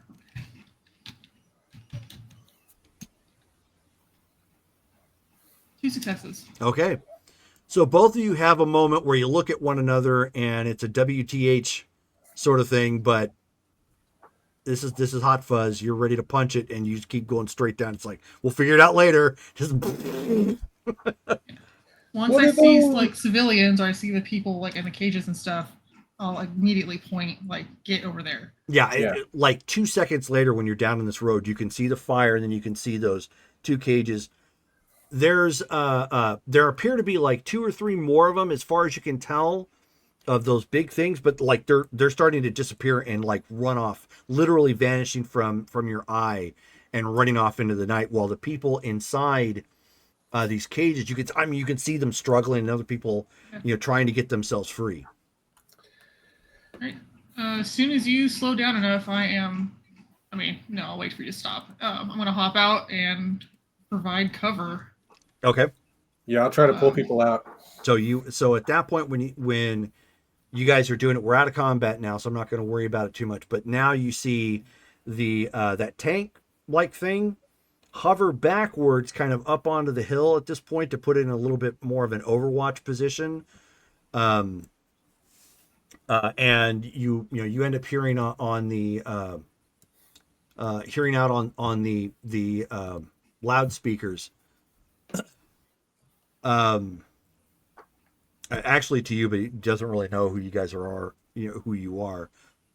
Those of you in the car, can you assist the individuals in the cages? She just mutters like, "No shit, Sherlock." She's like, "What does it look like we're doing?" And then she's like, "What the hell is that?" Is that a Nema tank? What is that thing? I don't know. I don't think so. Jackie, yeah, that's nothing you've ever seen. I have never seen anything like that. Okay, she'll sling a rifle and she'll go try to help people because apparently there's a giant gun now playing Overwatch. Weird hover tank. And yeah, she'll go try to help people. Okay, so you guys, so I'm not going to have anybody make any more rolls, but effectively you've got 1, 2, 3, 4, and 8 more. So you've got 12 people here at this point that are that you're getting out of the shackles and whatnot. And the guy on the tank, you end up seeing the top come up, and there's a guy in like white and blue armor, and that armor does not look like Nema at all. And he shouts down at this point, can you repurpose those skiffs or whatever they are? And some guy in a like I described before, he's in the what appears to be like a jumpsuit, like a work jumpsuit of some kind, and he shouts back. He says, "Yeah, I think we can." So at that point, he just motions forward. He says, "It just lead on. I'll follow." All right, then I'll start help organizing people to like to stay on the skiffs. I'll talk to that guy if he's the only one that looks like they can drive it. I mean, I'll take a look at it if it's anything close to a motorcycle or car. Oh, it's not. Yeah, I'm looking at it going like, But you may be able to pull it off. You've had experience with other military style vehicles. Okay. The way this is kind of rigged, it's kind of like older gun platforms that they had. That that the military might have used that would have like a recoilless rifle attached to it or something. That was its only purpose. So you have a shot at trying to assist if you want to help drive the other. Yeah, I'll see if I can drive the other one. Okay. Give me an intelligence and tech check. Tech. Can I also try? Just Yeah, I'd be like, hey, if you can figure and this leave out, your car here. I'll take his car if needed. well, I figure anybody can drive my car. True. I can lead him back to the bunker. So one of us will figure it out. The other one will drive. Okay. What's the Okay. difficulty? For you, difficulty 7. For me? No, for her. 1 success. Okay, so yeah, you're able to. Okay. Oh, I think I got this. Isn't going to be fast, but I think I got it. Do you want to take a look at it? Yeah. I'll like switch places with him. I'll kind of show him a little bit. Be like, look, this seems Okay. to do this. This seems to do this. Okay, so go ahead then, Mike. Same thing. 7 again? Yeah. It would be a higher difficulty, but she's kind of showing you, so you get a benefit. Okay, no. You're Okay. Like, I had a good shot. But... Yeah. Okay. All right, so I'll drive the car and I'll load up some people. Okay. Which is not a bad idea because it takes the load off of the skiffs. So Right. So the child that was in here goes with you. One of the girls, younger girls, probably just barely an adult, goes with him, as well. Yeah, I'll say, like, when the people stand around, I'll be like, hey, listen up. We got a secure bunker we can take you to. We're going to try to use these skiffs to get you there. It's not too far away. If y'all could just stay calm. Apparently we have some strange cannon thing up there that's providing some sort of safety. We'll figure that out once we get to a safe location. If everyone's good with that, go ahead and get on the skiffs and just hang on. Watch out for each other. And they're like, okay, everybody's just. Yep, load up. Like, you come on. You said the magic word, safe. Yeah. Past that, they don't really care. So I have a question. So Matilda's not going to have any time to go and grab her rifle or any of her gear. Not at this point, no. Okay. I mean, if you bring it up, like, then she'll just be like, look, once we get you guys to safety, we can always send a couple people back out here to recon, but with those things running around, whatever they are, it's not safe right now. Yeah, she'll tell them that, she's got her gear, and then she'll also tell them about the tranquilizer guns with the tranks. Okay, we'll come back in like I said, it's not too far away, maybe 3-4 miles. We can always come back here to try to recover anything that you guys might have lost. So Yeah, because those guns, especially those tranks, with these things would be useful. we don't even know what they are. They may be useless. We have no idea. These things are aliens. They're aliens. That's what they are. Let's just go get some food and let's go get somewhere safe first. Is that tank the only member of that group here? Is it close enough to like yell back to? Yeah. I would ask him, hey, how do we find you in the future? How can we contact you? I'm going to escort you wherever you're going. We can chat there. Okay, let's do that. Yeah, and she'll go ahead. Yeah, she'll get on the skiff thing and.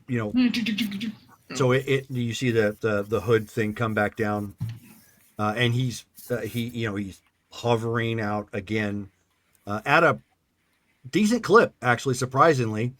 The car will have to go around on the streets. Thankfully, the skiffs, however, can just traverse the park and go straight there. So even though they're not going quite as fast, it still cuts off a lot of the time getting everybody back.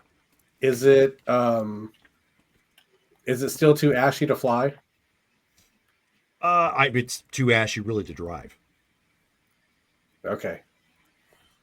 But I mean, if you want to fly, you can. You just have to be cognizant of the fact that it's going to clog up the engine. So which means but I nosedive. think we could clear it off once we got home. But oh yeah, if you want to do that, then you can 100%. That's literally the only reason why it's almost 3 miles is because you have to go around and in. Yeah, it would probably only be like people. A mile and a half maybe if you just went direct. I got a bunch of scared people. I'm a scared people. That's fine. There's aliens out there. Let's just go over to the base. Then that's not a problem. So then you guys you cut literally across the park, which is a nice easy jaunt across. Which if you pull up a Google Maps, you'll see exactly what I'm talking about. There's just a nice little deserty kind of park, and then you hit the street, and there's the turnoff that goes right into the old National Guard base, and where the emergency facility that you have been setting up at is located. Once we get there, I'm going to look at Mike and the other guy that's driving and be like, hey, we need to ditch these things away from here. Yeah, I was going to bring that up. If you want to follow us, I mean, if you know this area pretty well, is there a way we can just stash these somewhere and that are not? I mean, do we want to just take them back to the park? Maybe talk to that dude. I'll go talk to that guy. Yeah, he's like, talk to Tank Guy. He's like, yeah, just let me know. I'll help you out. I mean, I've got the basics on this, no problem. But I completely get where you're coming from.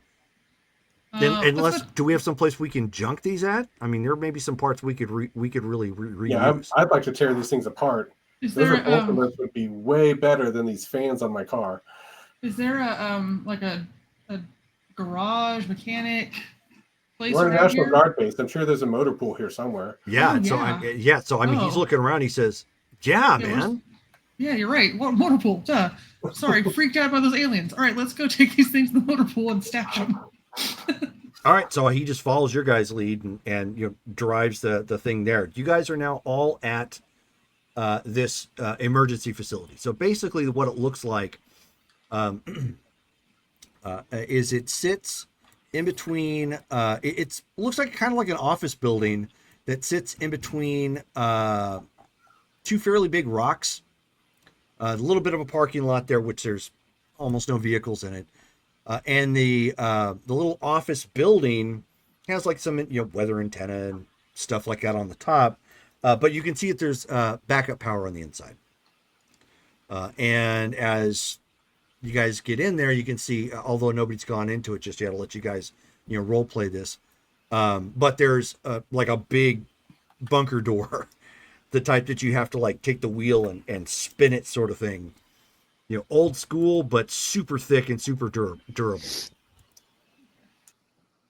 I'm going to walk over, once we stash these skiffs, walk back over to the fancy hover turbo cannon. Yeah, so he basically comes up to, he doesn't get all the way up to the building, but he gets it up to the blue area of the parking lot that's right out front. And you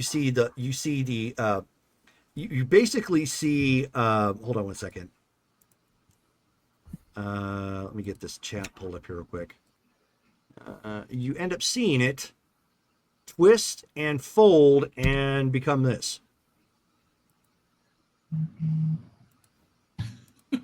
She just looks at it like, what? This is awesome. Like a transformer. It's a real life transformer. I gotta get me one of those. And Okay, honestly, I don't know. like for those of you who know anything about, even remotely about tech, like it doesn't do this slow like you would imagine in movies, like like Voltron combined sort of thing. It's like maybe he pushed a button and said, "Frick." Yeah. Okay, I don't know what I ate last night, but I am definitely having some fever dreams or something. I'll go ahead and like just sling my rifle's slung on my back, and I'll just wait for Guy to get out. Okay, yeah. So he ends up stepping out. He's got a full, It's a little kind of blocky looking, as far as the helmet is concerned. Everything looks way different than you'd expect to see from Nema. She's like, I want that. And his armor is kind of like a blue and white mix. And he looks around. And he says, "Looks like a military facility.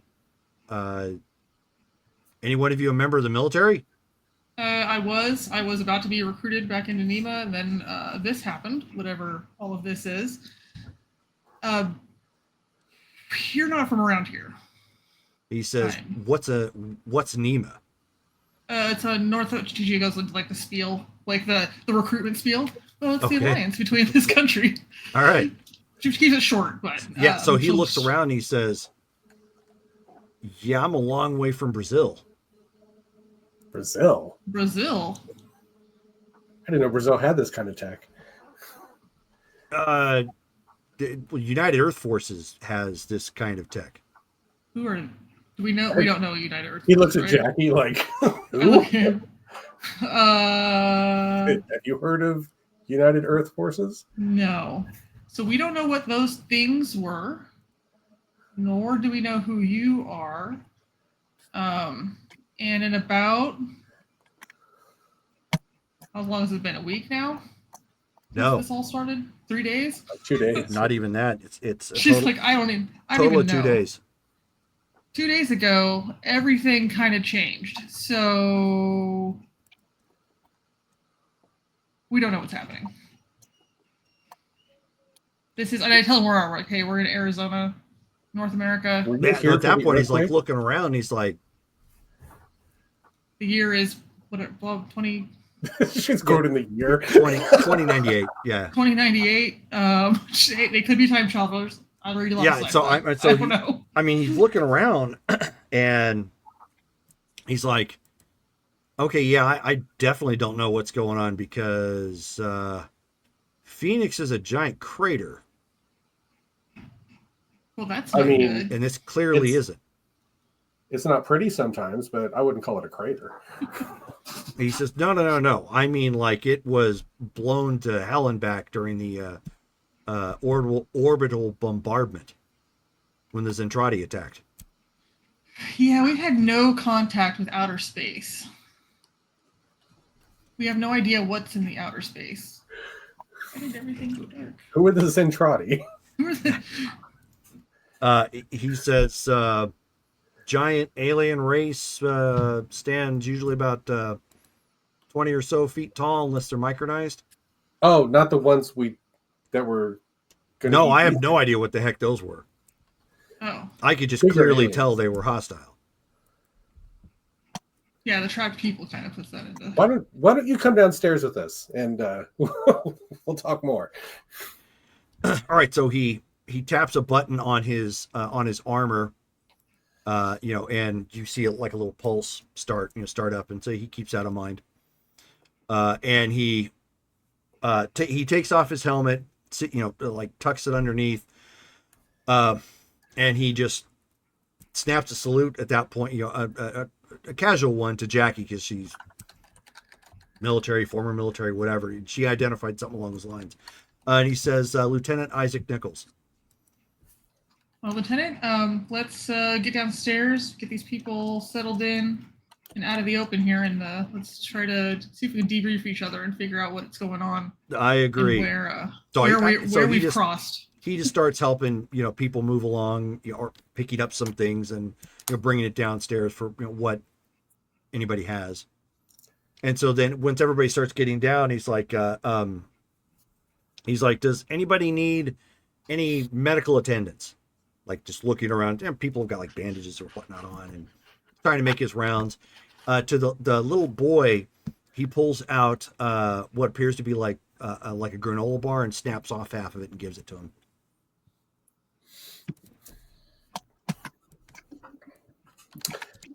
So once wave Dave and we get in, I'm going to try to not organize, like corral people. Like, okay, the shelter's over here. Find yourself a bed.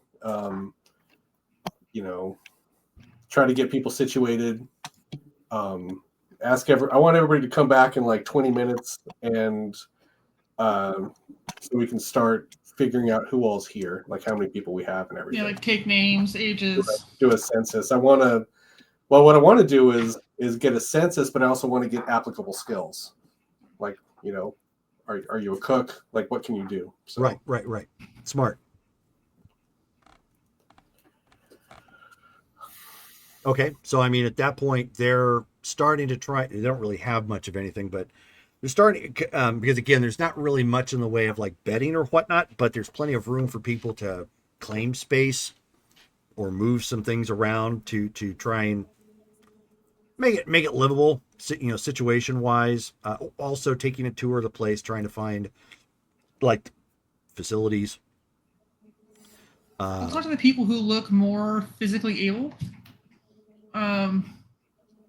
Just asking them if they want to volunteer to make runs to the nearby houses at some point to get bedding, shampoo, like stuff we can find and scavenge. Yeah, Tilly will volunteer. Okay.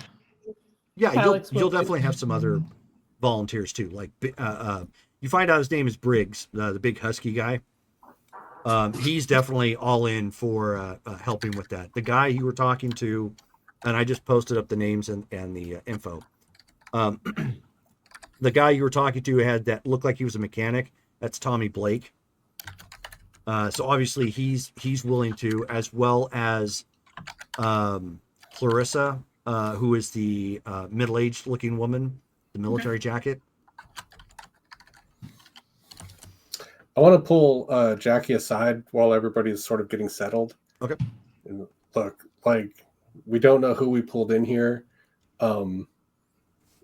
Just in case we need something like a police force, can you help out? Oh yeah. I'll keep my pistol on me. I mean, I hope I don't have to do that, but if anything, I can just. Well, I hope not somebody too, out. but people react strangely to stress, and I've never heard of anything more stressful than this. So, just in case, just wanted to get that arranged. Well, we'll just make sure if we can take a couple minutes after a couple beats after we get so settled and just talk to each person individually. I mean, are you good with people? Yeah. Okay, and then we just kind of get an idea of their mental state right now. She'll start pulling like her scavenged snacks that she got and kind of just throw them on the table. Okay. And just keep some for herself in her go bag, and then but anything else she'll throw out there for people to share. It's not a lot. We'll try to go out and find some more, but I don't know how long you guys have been captive or what's been going on. But I'll let you guys all collectively role play here. But the consensus from the others, nobody's been captive for terribly long. At the most, it's been like maybe 8 hours. Okay. And did they take our stuff, like the captives? They did, yes. Like, okay, But- so we but don't have as- any of our. Correct. But as Jackie indicated in character, which I'll let you guys role play that. I need to use the bathroom real fast. But she indicated you guys can make runs back to go and try and reclaim it once everybody was safe. So, Okay. be right back. That's why I wanted to do the census thing, because it would give us an opportunity for us to meet. Like, you can introduce yourselves. Yeah. So Tilly will walk up to you both, and she'll outstretch her hand. Matilda, but most people call me Tilly. Hi, Tilly. I'm Jackie. Hi, Jackie. I'm Marcus. So we're asking everybody. Well, first off, how are you? Besides the headache, I think I'm okay. All right. Kind of got a goose egg on the back of my head, but I don't think I have a concussion or anything. We'll have the LT check you over. He Yeah. seems to have some medical knowledge. We also have a paramedic too. Oh, She looked like, nice. yeah. Um, so that'll help. So we'll have a medical team here. But yeah, I worked at the zoo, and I was kind of setting it up and getting it ready for other survivors when I got jumped by those things. Okay, so you have gears and supply back at the zoo? I do. I have my rifle, and I've got boxes of food. Um, they're it's called Crunchy Munchy. I don't know if you guys have heard it, but I make my own dog treats, but they're all natural, and I mean humans can eat it. It doesn't. I mean, it tastes like jerky. Okay. We also have almost like a pallet-sized thing of ramen sitting at a house nearby. Oh, Um, good. and some other stuff. We were slowly scavenging nearby when the explosions happened. There So, should also be in some of the storage rooms there at the zoo. There should be those 5 gallon jugs of water for the water tanks for the drinking water. okay. Um, and then of course we can raid the snack bars. Okay, awesome. That sounds great. We'll definitely look at the zoo as possible, or as And I a guess future scavenging area. and I guess if those things hadn't killed all the animals, I mean, there's deer and antelopes and stuff. If we have to, I mean, we'll have Yeah, I fresh feel like meat. I don't know if it's going to be too fresh if they've killed it already by the time we get back out there. Um, Well, if they haven't killed them all, hopefully there's still some still in their enclosures. is it me or did those things disappear from sight? Well, one of the guys in the skiff with us said that they can go invisible. Oh, great. This is a real problem because if they can be invisible, then there's a possibility of them trying to enter whenever we open the door. Is we gotta Well, we figure do out? also have giant cannon guy. Like, Well, way over that there. So, this is a military, right? it's a retired military base. So you guys wouldn't have like night vision goggles or anything that can pick up heat signatures? This Night particular vision. building is a City of Phoenix evacuation facility. It's not really equipped for war. And night Oh. vision doesn't pick up heat. So it No, wouldn't help us. but Oh, like infrared? Oh, God. yeah. So Lieutenant Nichols at that point chimes in, since you guys are talking, and he says, "That's actually what I activated when I stepped inside here.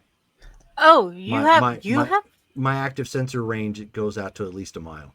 Yeah, we're taking that guy with us. So yeah.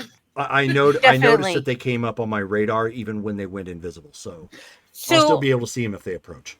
do you Awesome. know what they are? Me, no, I have no idea. I was hoping somebody here would tell me.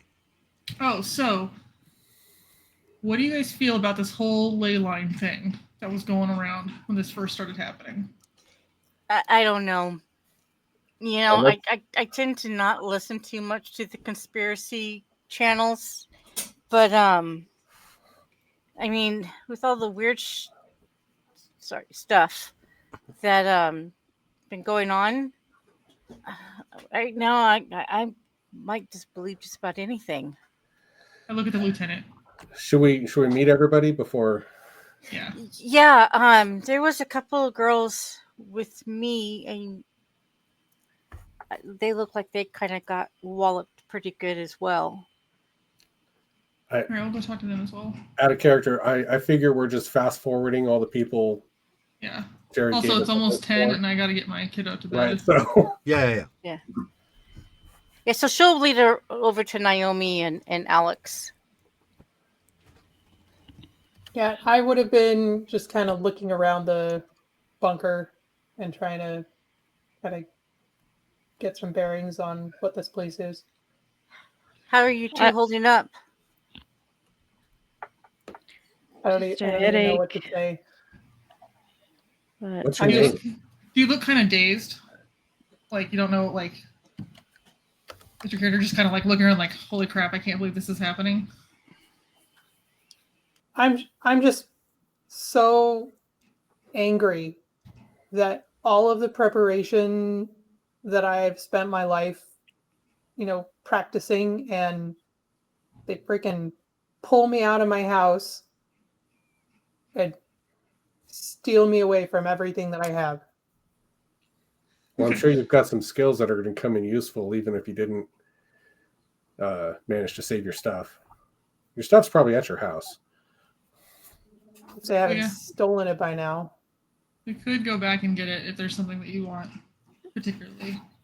I have a lot of supplies just for, I don't want to say something like this because I had never imagined this, but Okay, we can make a Yeah. run between his car, my And motorcycle, and the is it maintenance dude. We can keep is our it- cars going. bad to want to go back and get my cat? No, not at all. No, not at all. And I have a truck that I've got in the facilities. I know, but I put it in with the other yeah. vehicles. So I mean, there is. Right. This is not the end. We're okay. We're alive. We're together. Take a beat, and We'll figure it out. We got Whatever this. it is. I'm Alex, by the way. I'm Jackie. This is Marcus. Hey. This is Millie. Tilly. Tilly. Yeah. And I'm Naomi. Hi, Naomi. How are you holding up? Well, my head hurts, and I can't believe we just saw whatever we just saw. But happy to be alive. Yeah. They Yeah. Anyone know where they came from? It's insane. I'm thinking aliens. I've Well, I'm suspended- wondering if they have anything to do with that blue light that we saw. I feel I've like everything suspended has to trying do with that blue. understand until, understanding will come later. I'm just accepting and rolling with it. Yeah, Do we have- Lieutenant here Yeah, said probably wise. Lieutenant said there was some sort of orbital Earth alliance, something from where he's from, but he doesn't know who those guys are. So now we have two separate civilizations, people. Anachronisms. We don't know what they are, converging. Yeah, so Lieutenant Nichols at that point is like, look, I don't know where the heck I'm at, so I'm obviously in this as much as all of you are. So I know how I'll make my, I know how I'll earn my keep. I'll make sure to keep all of you as safe as humanly possible. Just obviously, I'm going to need food and a place to crash too from time to time. Yeah, So- we're working on that. Did So something happen you're where you were before you got here? Like we had a big earthquake yesterday. A massive earthquake. I was dealing with Zentradi insurgents in Brazil near one of our RDF bases. Baboon Pike. Apparently, it's some sort of alien that blew up Phoenix. 20 Yeah, foot it's they're large humanoid aliens that were created specific, at least according to what we're told, created for war, to fight for the. They call themselves the Robotech Masters or something, and they came to Earth looking for this space station that crashed to the planet, and lo and behold, like we fought them off, but it was a massive siege and a lot of people died, and then some of them integrated, some of them didn't, and it was a big old mess. But I'm a part of the ATAC division, left on Earth to help defend it. And you're human? Was there other options I could? Not that I actually, not that based I on knew what we of saw, sure, before today. I am 100% human. I mean, you could have been a robot. I mean, I'm saying, I just don't know. Oddly enough, we don't have anything advanced like that. ignoring my vehicle behind me. Oh, I was like advanced like. Okay, well, good. So now at least we have recon. We can go get supplies. Let's have the paramedic check everybody out. Get some rest, and then we can do a couple of short runs. Go grab the food we found, and I guess bedding and toiletries. Yeah. I'm sure would- there's some more stuff at the zoo. Oh We'll yeah. They take, might have medical supplies too. Yeah, we'll Yeah. tackle the zoo tomorrow after Yeah, we get listen- rest. I I think think they're good scavenging rest. runs are in our future no matter what. That's just going to be what we do. But we also have to make sure our scavengers are safe, which means Well, Yeah. last place we Maybe saw just- those guys, or the zoo. I'm Like, all just for sleep on it. getting some sleep first. That kind of took a lot out of me, and I'm sure it took a lot out of the others. All right. Well, why don't those of you who need to rest? I'm sure. Marcus, you said your name was Marcus, yes. and Jackie and we could probably make a quick run next door, keep the door locked up, and we can, if nothing else, go grab some additional bedding and get the food that they have. Why don't you guys find a place to rest, and we'll figure out what to do tomorrow. I'll Yeah. pick a. I don't know if the bunks have like storage like foot lockers. But No, I'll actually, grab- it has space for all that. It just There's doesn't nothing there. have that stuff here. Then I'll grab a desk and kind of And pull take it it in as there. my own, and then I'm gonna dump my pack, my go bag, just so I have room to just chuck stuff in it. Okay. Um, I'm Well, just gonna set up organize an all that. office, Okay, that'll work too. like grab an actual office and set it up. Just I get the feeling I'm gonna need it. Okay. Naomi would probably try and help like organize all the other people in here, giving them like a place to Yeah. lay down, have their own spot, just help organize all You that. have certainly been through that enough in your life, so that absolutely makes sense. Yeah. Tilly will do the same. I mean, she'll help get everybody, especially like the youngers and the elders. She'll be, paying extra attention to them. Thankfully, there are no elders here, just middle-aged folk. Okay. But also keep in What- mind, people can live a lot older now. Yeah. Well, she would just make sure that anybody who's hurt, she'll just help anybody who needs help. We'll just put it that way. Sure. And get them bedded down, and then she will go and crash herself. Okay. Yeah, And that Marcus is where we're gonna- going to stop for the evening. And I just posted a picture in the chat for Discord, your operational area, so you have an understanding of what is there, where the zoo was, where the Maricopa County Emergency Center is at. Okay. So we need to start off with RP votes. Dale. Oh, that's right. You're not here. Kidding. Dale votes for. So let's start with Brittany. Brittany, RP votes. I'm gonna go with Callie. Okay. She seems to know what she's doing. All right. Abster. I'm also going with Callie for the experience and just level-headedness throughout the whole aliens. Aliens. aliens. The Mike. space orcs. Let's go with Callie. Okay. Callie. It's I'll say Marcus because we're just both like, all right, let's do this. Take a deep breath and go. All Water right. Twin Towers activate. No, ignore that giant whatever that was. I know, Let's right? Yeah. Go. All right, Jelly. well, it's going to be almost unanimous, Callie. Cool. All Okay. right, so Callie, write down another 2 XP on your character sheet, specifically for you for winning the RP vote. Man, I didn't even get to use my merit. I'm so sad. It's okay. I don't want to.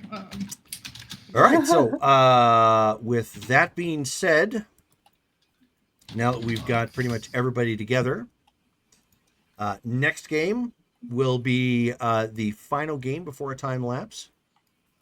where I will be breaking out the additional options.